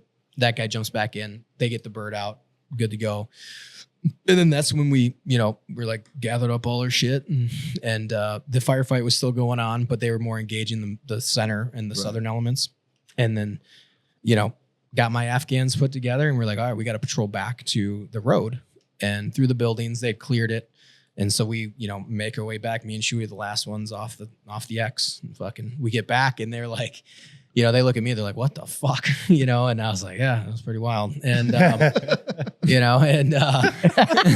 I'm telling you, every heroic action, when you actually break it down, it starts by an accident. Yeah. Like you don't mean to do it. And then you're just like, fuck. Well, and almost all of the people you talk to are just the ones that like in the moment, that was just my job. yeah, Yeah. Like and nobody's trying to be awesome. There's, No, there's yeah. not really an alternative of what to do. yeah, All yeah. you did was what needed to be done in the moment. Yeah. And like I said, to everybody that was around me, they did their job. They did a great job and they would have done the same thing. Sure. And But you did your fucking job. Mhm. And that's, Yeah. So ready in true filmmaker fashion, I'll bring it all the way around. Mhm. That's the definition of resiliency. coming around. Yeah. So we have a Circular. tradition here on our show, and I know this is kind of a collab show. Into the Breach, Mhm. Ethan, he's a hell of a host. He's obviously a hell of a storyteller. Sure. Go check him out. For those of you that only watch the show and finding out who we are, We love you. Yeah, go But, subscribe to Come Freedom check Friends. us Yeah. out. come check us out. But we couldn't thank you for having. But we have a tradition here on this show Mhm. where at the end of the show, we raise a glass. And I know you've been doing the zero sugar, but can we Yeah, tempt you with a little drop Absolutely, before 100%. you get out of here? Especially some GMO. Absolutely. 100%. We just do a little raise our glass and just say Great. thanks for being our freedom friend. Absolutely. Right? Like that's Yeah. really what Thanks it's for about, having me man. on. And, And thanks for coming on my show. Yeah. Anytime, pal. It was an absolute. I didn't know you fucking 4 hours ago. So, Yeah. but it's been an absolute pleasure. Absolute pleasure. Thank So, you. Cheers, thank you to all boys. you boys for Thank being my you, freedom guys. friends. You guys are awesome. Thank you so much. Cheers, boys. I know you a lot better now. Right? You've been an absolute pleasure, and thanks for having us on your show. Thanks Hey, for coming on my show. I would have smashed before. I'll still smash. Thank you. Like, share, subscribe, guys. Smash those buttons. Do those things. Tell your mom. Tell your friends. Tell your fucking mom's Tell you, friends. yep. Go like and subscribe. Well, so where can they find you, Ethan? Yeah. What's that? Where, You want where all can of they it? find you? Yeah, so you can find for on YouTube. That's my main. That's kind of like what I really focus on. So Into the Breach Show is or at Into the Breach Show on YouTube or type in Into the Breach. You should find it now because we're 20,000 plus subscribers. But keep building, like and subscribe, and then you can find me at Into the Breach Show on Instagram and also at ethan.nagel.films on Instagram, and then LinkedIn. You find me at Ethan Nagel. If you want to hire me, actually, I have a job now. So And on our side, Yeah, you yeah, can on your find guys' us side. at Freedom Friends Podcast on all social medias and wherever you listen to your podcast, except for the 6 of you that listen on iHeartRadio. Go fuck yourself. And on the Freedom Friends side, we'll have links to everything for, Yep. for Into the Yep. Breach Yep. over there, where you can Same go here. click and find him quick. Absolutely. He's got some great short content stuff. Sure. Sorry, I kind of lurked on all your no, stuff. no, but I appreciate it. he's got some great short content stuff. If the 4 of you that really liked the camera content that you got into for a minute there, he's got some great short content on Hey, there. I was the about, camera guy, and I thought that was super interesting. Yeah, I didn't was understand actually- half of it. But you do have, there's some awesome 10 or 12 minute segments on, on media creation, Yep. especially in weird ass Yeah, I had my environments buddy and stuff like that. They produced their first a few $1 million films. You know, There's some really cool short content stuff. And then his long content stuff is Awesome. absolutely phenomenal. So please, please, please, Thank if you're you. for the Freedom Friends out there that haven't found him, please go listen to that stuff. This was a hell of a show, dude. Yeah, dude. No, Fucking great. A. I thank you. I'm super pumped. Let me know when we're coming to Minnesota because I'm a fucking 100% in. Yeah, so yeah, we'll do this again. We just got to figure out how Absolutely. we can smoke up there. Yeah, I know. We'll run a space. Yeah, right. Just rent the VFW. It's fine. Yeah. Like 3 raspberries to rent one of those. Yeah, it's fine. It'll all be good. right. Your dad was also fucking awesome too. It was great, Thank you. great Yeah. to have him Yeah. in the audience. But yeah, like, share, subscribe, do those things. 3 little things, boys. They're not hard to do. They're pretty easy. We like to do them around here pretty often. Fucking John, Smoke on. Scotty, your favorite. Drink on. God damn it, kids. Freedom Freedom the the fuck fuck on. on. Love it. Later.